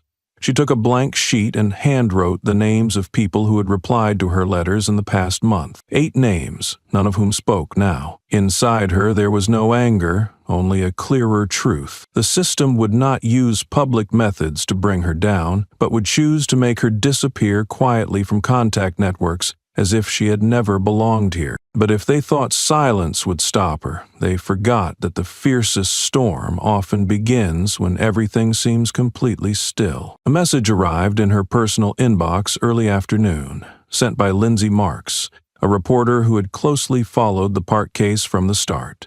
Selina clearly remembered Lindsay's call a week earlier, proposing an exclusive interview about the second hearing and Case A17R. The appointment was set in detail in a discreet location with a promise of witness anonymity. But now, the message contained only one cold line: "Sorry, the interview must be canceled. No further discussions are possible." No explanation, no pleasantries. Selina put down her phone and opened a browser. She typed a familiar search term: Selina Williams internal hearing. A few days ago, articles from Rights Observer, Civil Pulse, and 2 local newspapers still ranked in the top 3 results. Now the rankings had fallen, replaced by irrelevant secondary links. She clicked 2 widely circulated articles. Both led to blank pages with the phrase, "Content no longer exists or has been removed at legal request." She searched further, accessing a forum specializing in archived copies of removed articles. Even there, the most cited interview with Grace had vanished, accompanied by a warning: "This document is under review according to independent content ownership regulations." The tiding no longer felt confined to the police department. It was spreading beyond government corridors, touching the information channels Selina had once considered independent. She called Grace. The line was answered after the first ring, her voice steady as always, not weary, despite being nearly 60. "I just received a notice," Grace said before Selina could speak. "Someone from the Video Archive Center contacted me, asking to temporarily remove the original footage. They said they were reviewing legal issues because of sensitive image identification. Did you agree?" "No. But they said if I don't remove it, the platform's release will be suspended for violating the terms." Selina closed her eyes for a few seconds. The old woman, who had lived through 2 rounds of discrimination, had once hidden a camera under a torn cloth bag, was now being handcuffed by the very terms created in the name of transparency. Returning to her desk, Selina logged into the internal data distribution portal, storing all cross-agency report copies.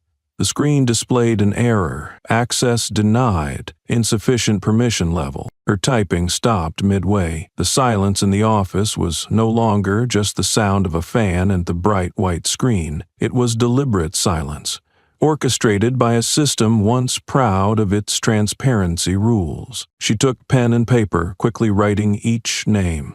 Journalists who had contacted her, articles shared, and platforms that had published. Upon reaching the 8th name, her hand hesitated. Continuing was meaningless if all external doors were simultaneously closing. Selena opened her computer and drafted a short email to Tasha. The subject line was all she needed the other person to read.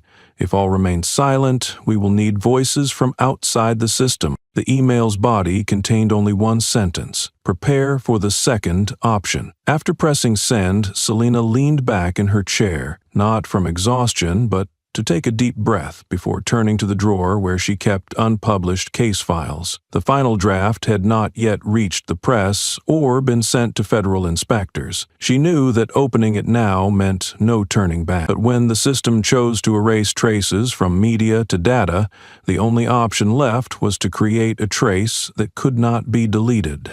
And that had to begin with someone still willing to speak, amid a crowd choosing silence. Selena entered the cafeteria right at noon, carrying her familiar stainless steel tray. The smell of pre-cooked food, mixed with the clinking of utensils, echoed steadily through the space. On the far wall hung the old motto of the precinct: unity, discipline, service. The faded letters no longer attracted attention, but today they quietly felt, ironically, bitter. She walked along the counter, choosing her meal as usual. The server handed her food without meeting her eyes, moving more mechanically than usual. No one smiled, no one greeted. She wasn't surprised, yet each detail lightly pierced the silence in her mind like a pinprick. Selena scanned for a seat. The tables near the entrance were already occupied. A few familiar officers eating there noticed her glance, and immediately bowed their heads over their soup bowls or turned away pretending to talk. She didn't wait for an invitation. An empty table near the window was the only option not filled with cautious stares. Her footsteps sounded clearly amid the general noise. Conversations lowered their tones abruptly, then gradually returned to their previous rhythm once she sat down. But the intensity of sideways glances left a faint ache in the atmosphere. Selena stabbed her spoon into the rice, eating slowly and with measured movements.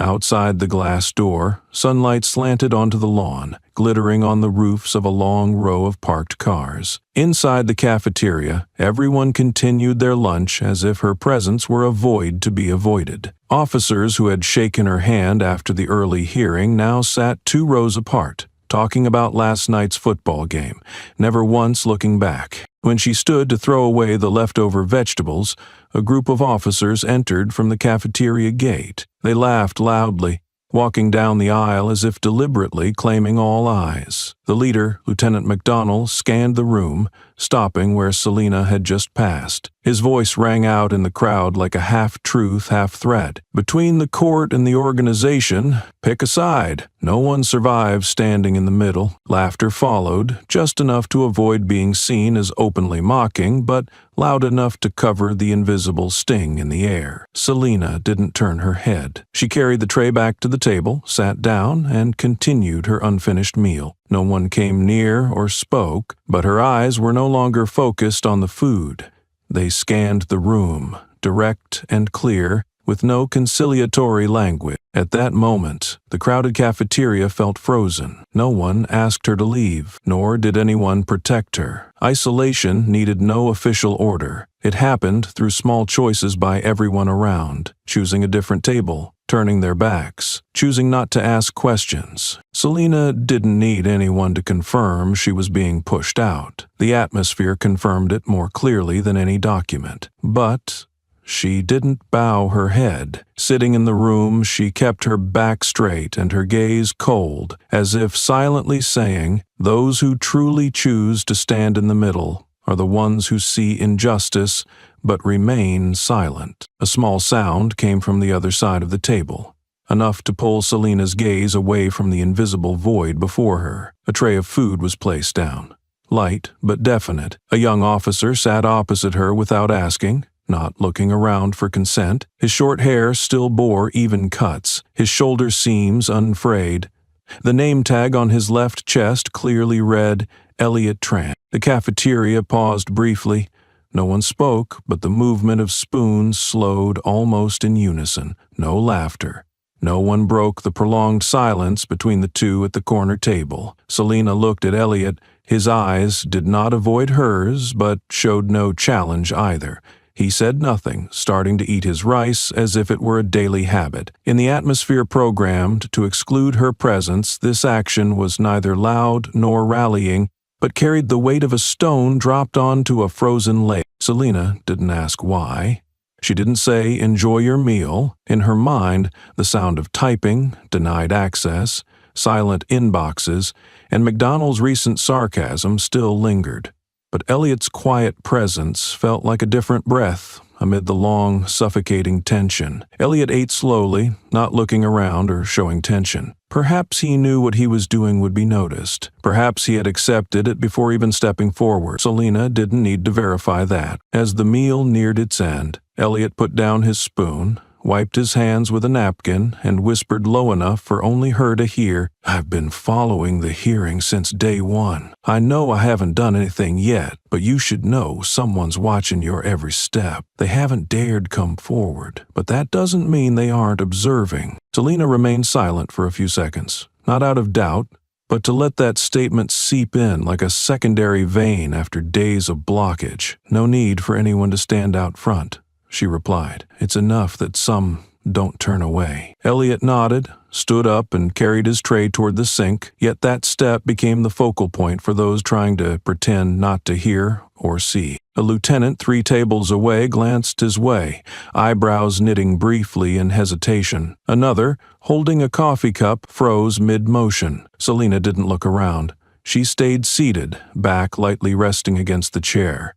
The feeling of loneliness hadn't disappeared, but no longer weighed like a stone. In the tightening grip of isolation, sometimes an unspoken act is enough to create the first crack. When her tray was almost empty, she stood up, carefully cleaned up as if nothing special had happened. But the footsteps leaving the cafeteria that day were no longer as heavy as that morning. No one in that room stopped her, but no one stepped forward either. The silence remained, but had transformed. Its surface was no longer flat, and that was the first sign that the crack was beginning, from the deepest place of those who seemed to stand outside. The 3rd floor of the archive wing behind the administrative building had been nearly forgotten since Lieutenant Colonel Marvin Cole retired. Room 37, once the storage for confidential internal investigation files, was now covered with a thin layer of dust and the distinctive musty smell of decaying paper. Selina stood before the slightly ajar door, holding a temporary key, issued by the inspection department just that morning. Her eyes quickly scanned the faded label, still stuck on the door's edge. Miss Cole Special Archive. She pushed the door open. The hinge squeaked softly. Inside were 4 rows of old metal cabinets, most still marked with pale yellow tape and nearly illegible handwriting. A flickering fluorescent bulb overhead cast intermittent light, making the space eerily silent. Selina stepped down the narrow aisle between the cabinets, stopping at the last row. One bottom drawer's lock was misaligned, not properly secured, and its handle showed signs of hurried opening. She bent down and pulled out the drawer.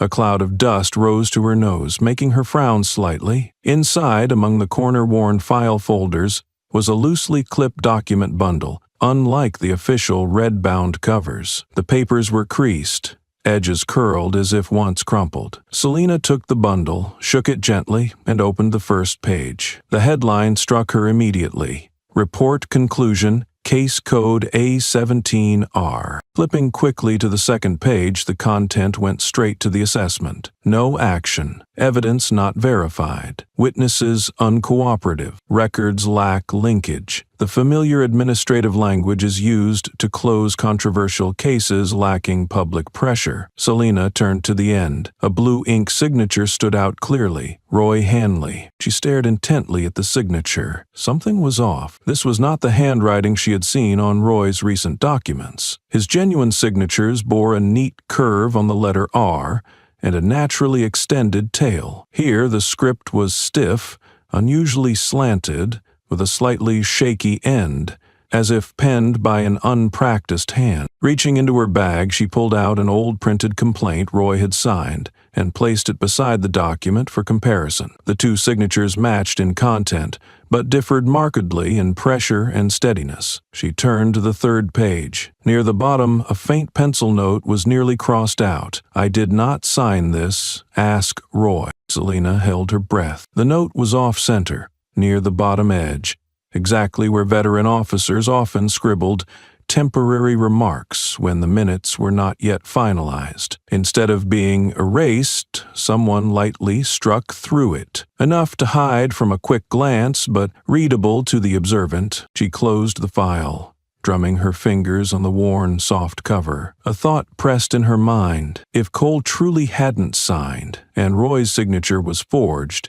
then this conclusion report was finalized after Cole's retirement, not by the board, not through internal review, but by someone wanting to close Case A17R as if it never existed. Scanning the remaining drawers in the same row, behind a torn cardboard box, she found a small envelope labeled Marvin Private Notes. Inside were several handwritten papers with shaky but legible handwriting. She recognized the script as matching the faint pencil note seen earlier. Selina clenched her fist. No more proof was needed to know what she held was not a clerical error, but a piece of a system falsifying records, an old fingerprint attempting to bury both truth and responsibility. She stood, carefully repacking the files, eyes still roaming the cold room. The musty smell of old paper and lingering silence filled the space with unspoken words. This time,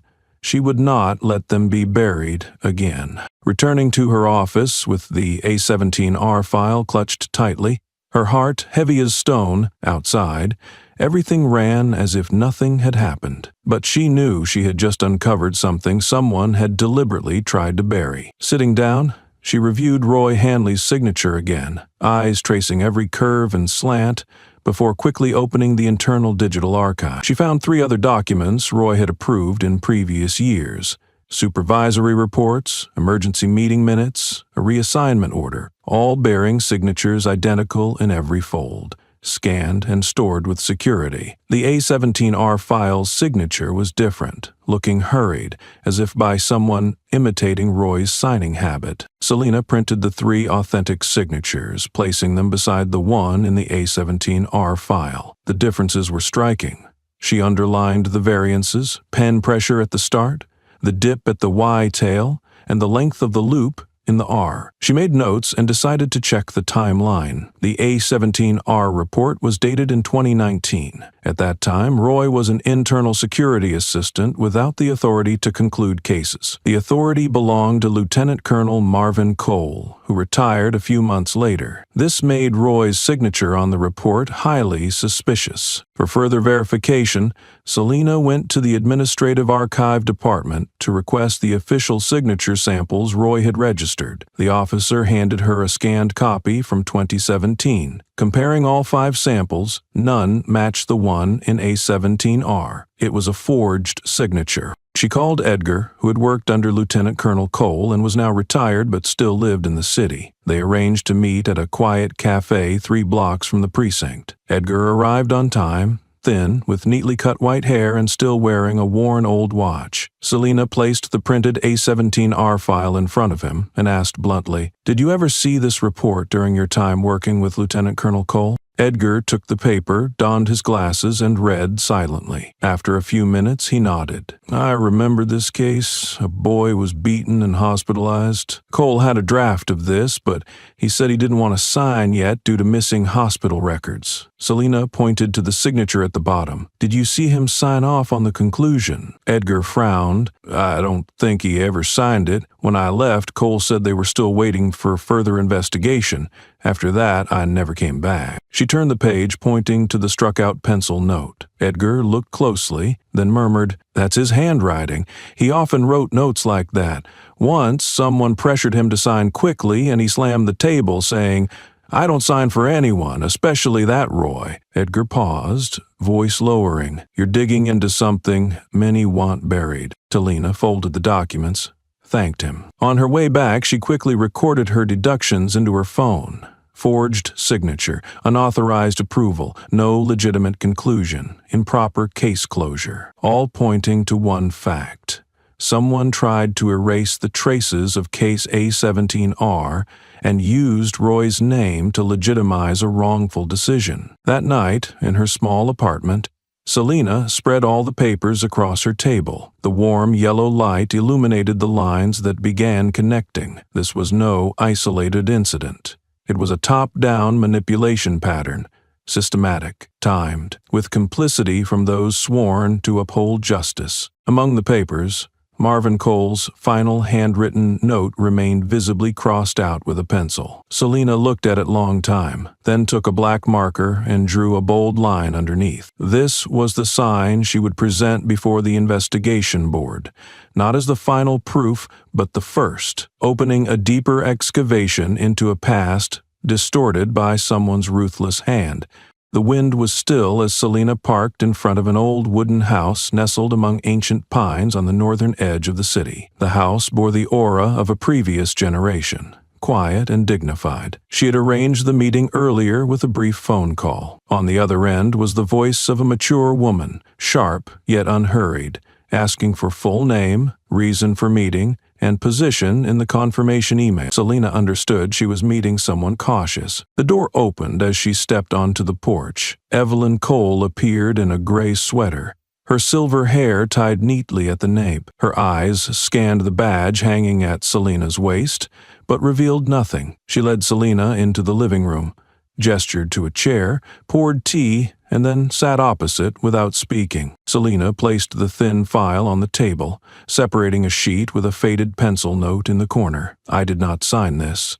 Ask Roy." Evelyn took it, lowered her glasses, and examined every letter closely. Selena said nothing, allowing silence to play its role. After a few minutes, Evelyn nodded lightly and stood to go inside. Returning, she carried a small wooden box with a brass rotary lock, the wood darkened by age. Setting it on the table, she spoke softly. "Before he passed, he told me to keep this. If anyone came looking for case A17R, I should open it." Her voice did not tremble, but there was a weight like dust from time settling over memory. Selena opened the box. Inside was an envelope tied with a silver ribbon, 3 carefully clipped thin paper bundles, and a notebook with faded blue ink. She opened the envelope first.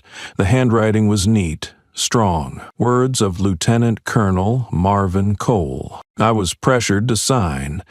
They brought a pre-typed report, filled in my name, but every sentence was not the voice I normally use in internal affairs. When I asked who wrote it, they said it was agreed upon by command. I just had to sign to close the file. Selena paused, each word striking the table firmly and straightforwardly. She continued reading. I refused to sign. Weeks later, the entire original file for case A17R disappeared from my desk. I could not find who took it, only knowing that Roy Hanley's assistant was there before me that morning. I reported the missing file to the coordination office but received no reply. A week later, I was recommended to retire early to avoid burnout. My wife was the only one I trusted to keep a copy. Evelyn was silent the entire time, her hands folded in her lap. Selena flipped through the attached bundles. One was a report with a forged signature, identical to the one stored in the system. Another was the unedited version, clearly showing the victim's name, initial details, and recommendation for further investigation. The last was an internal letter from the legal office stating, "Insufficient grounds for criminal investigation." Selena inhaled deeply. Beneath that silent stack of documents lay a resistance long forgotten, a person who chose not to sign when everyone else turned away. She looked at Evelyn and asked slowly, "Has anyone ever come here asking you about this box?" Evelyn nodded. 2 months after he died, a man dressed like an inspector, no ID, asked if I kept anything related to any internal investigations. I didn't answer. Selena closed the file and lightly gripped the wooden box. "You kept your promise to him. I will keep that promise for justice." Evelyn looked at her for a long moment, then said slowly, "Don't let it sink into silence again." Selena stood, bowed, and left the wooden house. In her hands were not the system's evidence, but the last will of a man who had lived for professional honor. This time, she would not let it disappear. The quiet atmosphere remained in the wooden room, even after Selina carefully packed the files into her bag. Evelyn still sat there, her hand resting lightly on the armrest, eyes distant, as if weighing something. Was not always like this, she said slowly. Before his final year, Marvin was optimistic and believed in internal discipline, but in the last months he often woke at midnight, reopening old files, rereading them, as if afraid they would be changed without his knowledge. She paused, her eyes heavy, then continued, "He once told me a strange thing. If anything happens to me, it won't be because of age. It will be because I refused to be a cover-up man. When I asked, he just smiled and said it was best if I didn't look into it." Selina sat quietly, her hand gripping the bag strap. Evelyn's story confirmed what she had suspected. Case A17R was not just deleted from the system, but had been the center of a silent battle within, where those who would not yield were pushed out of the game. Evelyn told of a phone call the night before Cole decided to retire. It was from command, but the caller left no name. He said, "Better to stop. The system knows how to adjust itself. Your issue does not need to become an investigation." Marvin hung up without a word. The next morning, he wrote his resignation and mailed it himself. "Didn't let me help or explain." Selina asked about visitors after the funeral. Evelyn nodded in a low voice. "There was one, dressed like law enforcement, but I never saw him in any unit Marvin worked in. He stood at the door, gently asking if Marvin left any notes, notebooks, anything about his time as inspector. I didn't answer. I closed the door. He never returned." Selina took out her phone, wrote her personal number on a piece of paper and placed it on the table. "If you notice any sign of being followed or asked about the past, call me directly. Whoever comes has no right to touch what he left." Evelyn took the paper, then placed her thin hand over Selina's, squeezing lightly, her eyes no longer guarded but rare with trust. Selina stood, adjusted her coat, looked down at the now closed wooden box, then back at Evelyn. "He didn't sign because he didn't trust that his file was true. I will sign to bring the truth back." Evelyn did not answer, only nodded, eyes moist but steady. Selina stepped out of the wooden house, her heart heavy with the silence that those before had been forced to swallow. But this time she would not go alone. In her hands was not just evidence, but a promise, and with promises like that she could not retreat.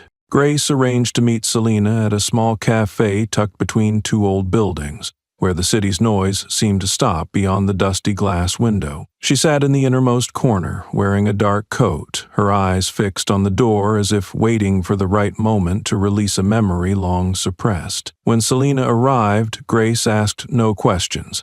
She simply placed a small USB on the table and gently pushed it forward. "I once cared for a child in a shelter," Grace said evenly, her gaze never leaving Selina's hands. "He told me he had been beaten by police until his bones broke. At first I thought he was exaggerating, until I saw the scars on his back and the way he flinched whenever anyone in uniform approached." Selina took the device, feeling her palms grow slightly cold. She did not ask why Grace had kept it all this time. Some evidence, if presented at the wrong moment, could turn its holder into someone pushed to the margins. Back at her office, Selina powered on her personal computer and plugged in the USB. An audio file appeared with a simple name, Isaiah B. Selina rested her hand on the desk, put on headphones, and pressed play. The voice was young, hoarse, and halting, as if trying to maintain calm with every sentence. "I am Isaiah Brooks.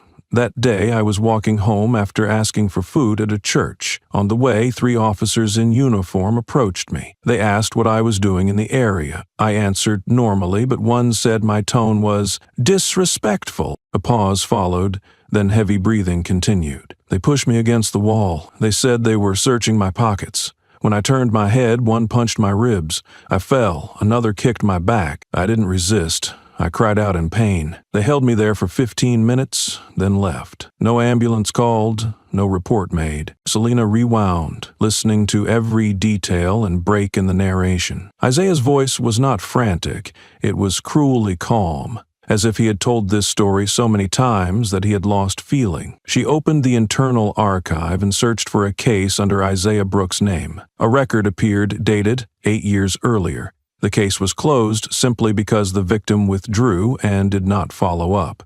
However, in the notes column was another short line. Approached twice, insufficient grounds to open investigation. Selena checked the attachments. There was a photo of Isaiah upon admission, his face swollen, ribs bandaged, eyes barely open, accompanied by an injury certificate from the regional hospital. But there was no official report, no officer's name, no case number. The entire file ended with a single line, "No prosecution." She printed the documents, marking every timeline and every neglected gap. On the system, the case was considered closed. Yet Isaiah's recording revealed he had visited the police station twice to file complaints. No one received him. No one recorded his presence. Then, his name vanished from the workflow as if it had never existed. Leaning back in her chair, Selena stared at the phrase "victim withdrew." In her mind, that bureaucratic term was no longer an administrative label, but a tool of erasure. No need to burn documents or forge reports. Just record that the person withdrew. She opened the city map and typed the locations where Grace had volunteered. Isaiah had lived at a shelter near Shelterline. If he still remained in the area, he would now be in his 20s, no longer a teenager to be ignored, yet without any official record recognizing him as a victim. Selena quickly noted his name in the expanded investigation file. She stood, placed the USB into a sealed envelope, and looked out the window. The late afternoon light outside could not soften the feeling that the system had chosen to forget a voice because it was too real, too inconvenient, and too easy to deny. But this time, he would not be left behind. The Shelterline area was silent, like a waiting space in the late afternoon. The air among rows of people sitting close to the walls was thick with sweat, smoke, and the smell of food from a mobile kitchen. Selena walked past the long line of people waiting for meals, listening to each name called slowly from the list. When the volunteer woman reached Isaiah Brooks, a head bowed in the farthest corner twitched slightly. A thin young man, wearing a worn coat and a hood pulled over most of his face, accepted the meal and then turned to leave, as usual. Selena stepped forward and called his name firmly. Isaiah stopped, but did not turn around. She handed him a paper with a printed photo of him from his old hospital record. "I'm here to listen, not to repeat what they did to you." Isaiah did not take the paper. His gaze shifted away and a harsh voice came from beneath the hood. "I don't trust the police. Trusting you is just wasting time." Selena did not reply immediately. She stepped back half a pace, keeping her distance. Just then Grace appeared from the other side of the food line, holding a bottle of water and some tissues. She approached silently and sat beside Isaiah like an old mother familiar with him in ways that needed no words. Isaiah hesitated, then took the tissues from her. He turned slightly, his eyes lingering on Selena's face for a long moment. "I came there 3 times, he began, his voice rough. The first time they said the case wasn't entered. The second time they said more verification was needed. The third time they said I wasn't in the system. They said I never came." Selena stood quietly, hands lightly clutching her bag. What Isaiah said was absent from every internal report she had ever read. He had been erased, not by technology, but by the deliberate neglect of an entire mechanism. "Are you willing to tell it again?" Selena asked. "Just once, in your own voice. Just one sentence for me to record. I'll handle the rest." Isaiah looked around, then pulled his hood down. His face was gaunt, features broken and pieced back together by time and survival. He nodded quietly. Selena took out her phone and turned on the recording mode. Without being prompted, Isaiah lowered his head and spoke into the device. "I am Isaiah Brooks. I was beaten by the police, and they said I didn't exist. But I am still here, and I have not forgotten. She saved the audio file, naming it simply Voice Revived. Grace placed her hand gently on Isaiah's shoulder. Selena watched them both, her heart heavy with a silent movement. She made no promises to him because this time promises were unnecessary. It was enough to preserve the existence of a voice once blurred and to bring it back to the place that had tried to erase it. The working sessions between Selena, Tasha, and Louise stretched late into the night in a fifth-floor meeting room, one without cameras, rarely visited, and with walls thick enough to soundproof. The whiteboard was covered with yellow sticky notes, each revealing old case codes alongside repeatedly appearing conclusions. Lack of evidence.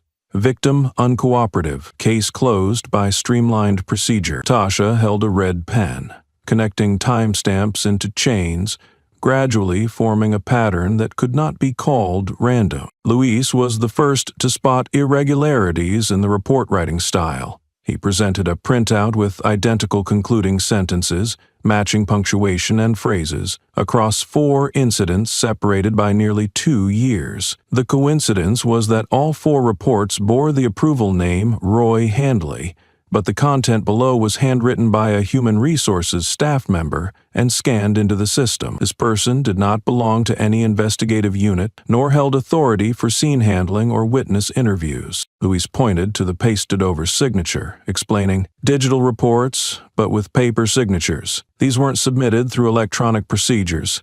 They handled it outside the system, then re-uploaded copies." Tasha traced internal links using an old account that still had temporary viewing rights. She found an original draft, not yet locked. Metadata showed it was composed 2 days after the case closure, meaning the report was written after the incident was shelved. Selena reopened old internal emails between the inspection unit and the legal department. A series of brief, evasive replies followed a repeated pattern: insufficient grounds for escalation, lack of continuing indicators, suspended pending adjustment. Notably, all emails were sent by subordinates of Richard Voss. From here, the structure began to emerge. At the center was Roy Handley, who once held supervisory control over all internal inspections. Surrounding him were 3 branches: a human resources group responsible for legalizing documents, a legal advisory team that closed cases with administrative language, and a third group, data management, controlling access rights and document flow. Selena marked each name, signature date, and replaced scans. They recognized over a dozen cases processed with identical patterns, starting with a strong complaint held for 7 days, then reclassified as no prosecution, and given different case codes to avoid duplication with federal systems. Tasha snapped her pen upon discovering a file for Jared Sloan, a young officer who had requested a reinvestigation into a brutal arrest. Within 3 months of submitting his proposal, Jared was transferred out of the force for lack of suitability. She found his final note in the internal system: "If no one reviews the video footage from that shift, I will send it directly outside." That was his last communication through any department channel. Selena silently wrote his name on the board, drawing a straight line from Jared to Roy. This was no coincidence. It was a systematic response to those who tried to intervene. Before them lay a network map no longer hypothetical, but a chain of linked facts. Roy did not act alone. He coordinated, others executed, erased traces, and ensured everything vanished before leaking externally. Louise pushed back his chair, leaned back, and exhaled sharply. So every time someone wants to speak up, they are extinguished by a nameless file. Selena turned back to the board, writing a sentence at the top: "Who controls the punctuation controls the entire report." She retyped the entire system on her computer, grouping data into a special file named chain_voice. Now it was time to turn this diagram into a weapon, and this time even every comma would be called by name. The next morning, an email was sent from the official deputy police chief's account to all district heads. The subject line was simple: Interdepartmentaler Inspection Data Update. Pre-meeting review required. The attached file weighed nearly 300 pages with a subheading quoting, "Every order leaving no trace must be named with evidence." Selina sat in the main meeting room, facing a large screen displaying the network map painstakingly constructed over many nights. At its center was Roy Handley, branching out clearly to 3 units, each covering different cover-up functions: legal, human resources, and data oversight. Arrows indicated not only direction, but signature times, processing accounts and excerpts from leaked emails or internal documents. To the right was a list of cases sharing timing, closure methods, and identical concluding phrases. Among them was the file of Isaiah Brooks. The room gradually fell silent as attendees viewed the injury images beside the phrase, "Victim ceased cooperation. Case closed." Selina did not need to reread. She let the data speak. Every displayed case led to the same pattern: early closure, reclassification, and code changes. Especially when Tasha sent a deeper analysis, they saw at least 14 cases handled under Roy's coordinated leadership, none independently verified. Richard Voss appeared at the diagram's end, next to a red symbol. A document extracted from old files showed him explicitly directing internal orders to cut federal code chains to keep cases within the department. The stated reason was to avoid unnecessary impacts on organizational reputation. Selina stood, looking around the room. No one interrupted. Her tone was calm, not angry, as she read clearly, "We are not talking about an individual abusing power. We are talking about a cover-up system built with procedural steps and commas. And today I hold the names of everyone who placed those commas." All eyes focused on the presentation board. Those who had sat silently in previous meetings began lowering their heads to their notes. The first to leave was the deputy HR director. Without a word, a printed network map was sent to the federal inspector's office and the Regional Justice Oversight Committee. Selina needed no approval. She sent it as the highest responsible person still standing in the system. On her way back to her office, she received an anonymous message on her personal phone. Only one line: "You shouldn't touch what is still protected." She deleted it immediately, then plugged a USB containing all data into an internal encrypted vault, bypassing any sharing network. From now on, it was no longer about Roy or Richard. This was about an operational model that had survived too long thanks to silence. But this silence had been leaked, with real names and real signatures, and from today, everyone on that map would understand that the network was no longer metaphorical. It had a concrete address, and every name would be called out. Selina received urgent authorization from the Federal Oversight Board after the hearing on the cover-up network. The new documents gave her access to archives previously sealed under the pretext of facility restructuring, including the B2 basement. Though officials claimed the door had been unused for 7 years, Selina knew some things never leave the system. They are only hidden from view. Early one morning, Selina, Tasha, and Luis, dressed in plain clothes to avoid attention, approached the dusty metal door without fingerprint scanners or facial recognition. The old security codes were destroyed. Luis suggested combining codes from personal oversight and data auditing departments, using an access card from a former technician. After manually reconnecting the reader, the heavy mechanical door opened. Inside, paper documents were neatly lined along the walls, some still sealed, with no computers or network access. The space felt deliberately preserved to be forgotten. Tasha immediately shone a flashlight on faded labels. Many boxes were marked "Suspended processing, no system update required." Luis found a box labeled A344 inside a rusted locked cabinet. It contained reports on Aaron Malay, an East Docks worker who died after police intercepted his documents without a search warrant. The officers claimed no ID was found, but a letter proving Aaron's legal employment was in his pocket. Selena saw no internal investigation order, no post-mortem processing, and no notifications sent to the department or media. This case had never existed in electronic records. She marked it and continued. Tasha read aloud, repeated closing reasons. Insufficient grounds for investigation. Victim's information unverifiable. Suspended due to conflicting secondary sources. Most victims were people of color, immigrants, or had no family confirmation. Who's processed 5 other files, finding 32 cases never entered in the official digital system. Among them, 5 deaths occurred at the scene, none with federal investigation codes or media mentions. Selena realized she was uncovering a deeper system that allowed silence to mask inconvenient truths. She cataloged everything, requested urgent digitization, and planned to compare it with public reports. The question remained if anyone had entered this archive in 7 years, or if they were the first. Tasha cross-checked names from death files with the city registry. All were labeled as accidental with unknown cause or no criminal processing, with no prosecutions or public recognition. Louise found a note stating cases were reported internally but discouraged from disclosure due to vulnerable family situations, effectively erasing these lives from the record. One victim, Malik Rowe, 17,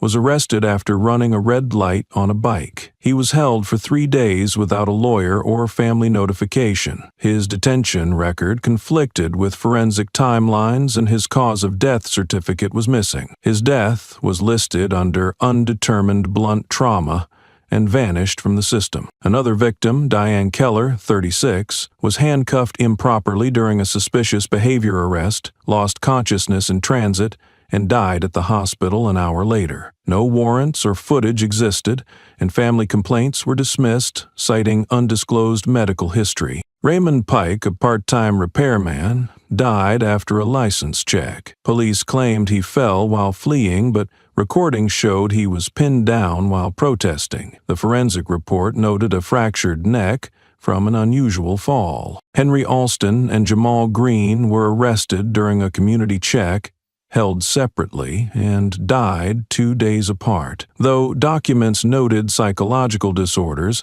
no psychiatrist had confirmed this, and jail cameras were disabled for maintenance. Selena pinned photos of the 5 victims on a whiteboard with cold notes. No legal representation, no direct witnesses, no accountability pursued. These were people once living ordinary lives, now erased to mere error codes in an administrative system. Louise silently pulled up a chair for Tasha. The 3 stood in the cold room, staring at the list now uncovered, not hidden anymore. No orders or speeches were needed, only heavy silence. A silent promise that some truths, if not revealed, remain forever lost in a system built to forget. Selena submitted a detailed investigative report to the federal inspector's office, including extensive evidence of organized misconduct. The 143-page document compiled sealed archive data, audio recordings, witness confirmations,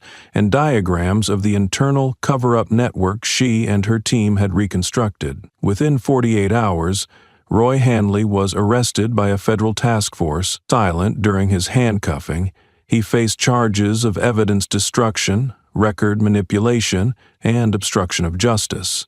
This marked the first prosecution of a senior inspector by the system he once controlled in nearly 2 decades. Brian Mitchell was charged in city court with assault without cause, abuse of power, and insulting a superior officer. The court presented video footage from the park where Selena had been threatened, and Mitchell's reaction upon recognizing her confirmed his guilt. Previously suppressed complaints and disciplinary records were reopened. Media coverage and social media buzz amplified public attention, but this time the system's silence broke. Grace, once dismissed as an unreliable witness, was invited to testify at a statewide judicial reform hearing. She recounted a decade of silently recording incidents with her old tape recorder. Her status as an independent volunteer witness was restored, accompanied by a commendation from the Civilian Oversight Committee. The press called her the unnamed gatekeeper. Luis, the intern who had remained silent during Selena's threats, returned officially to the police academy with an honorary Department of Justice scholarship. His record noted participation in uncovering systematic violations. Luis was selected to teach ethics oversight and assess psychological responses in community dialogues. Once silent, he now helped train those unwilling to remain silent. The manipulation network unraveled rapidly. 3 officials linked to concealed cases quietly retired within a week. Another was suspended pending investigation. The city police came under special 18-month supervision, including full audits of complaint handling, body cameras, and an independent inspection team. The media described this as the largest sweep in state law enforcement history. Selena avoided the press, dedicating her time to reform work. Former victims sent handwritten letters, all beginning, "I thought I had been forgotten." Now they were remembered by name, truth, and justice, thanks to Selena and those who remained steadfast. The police academy graduation took place at the city square, once a protest site. Selena, invited as an honored guest, made her first public appearance since the investigation. The ceremony was calm and solemn, with family, media, and oversight representatives present. Grace, Tasha, Luis, and former victims occupied front seats. When Selena's name was called, applause rose slowly, echoing years of silence. She carried not pride, but the weight of erased voices. Introduced as the statewide law enforcement reform coordinator, the title embodied all she had achieved. Before the microphone, she spoke without notes, recounting her rookie day, called by the wrong name, given unwanted tasks, and taught that silence is part of growing up in this profession. She then declared, "Sometimes silence is why the system cannot grow." Her gaze invited reflection. Look straight at the person before you, at wrongdoing, and at yourself. Never bow your head when truth stands before you. The room fell into a silence deeper than applause. Luis tightened his badge, Tasha wrote every word, and Grace closed her eyes, holding every sound. Afterward, Selena paused by a photo exhibition behind the hall. A new frame showed her, Grace, and Isaiah at a private press conference where the erased case was officially acknowledged. The caption read, "Voices once forgotten, now heard." She touched the frame gently, as if reviving a memory. Later, in the reform office, Selena opened a new file titled Community Dialogue Group Batch I. It listed young officials volunteering to build oversight standards. Luis Ramirez led, followed by 3 others who once remained silent but now served as internal reviewers. At the bottom, Selena's note read, "Let this be the first time, not the last. We truly hear each other." Thus began a new journey, not of one voice, but many, standing strong amid the storm. Have you ever been misjudged simply because someone didn't understand who you are? Have you ever been underestimated, only to quietly prove you're more capable than they imagined? If you felt that way, know this: you're not alone. And if this story made you reflect, share it so others can learn from it too. Let stories like this be more than emotion. Let them spark change. Don't forget to subscribe for more powerful stories about justice, courage, and how one person can force an entire system to look in the mirror.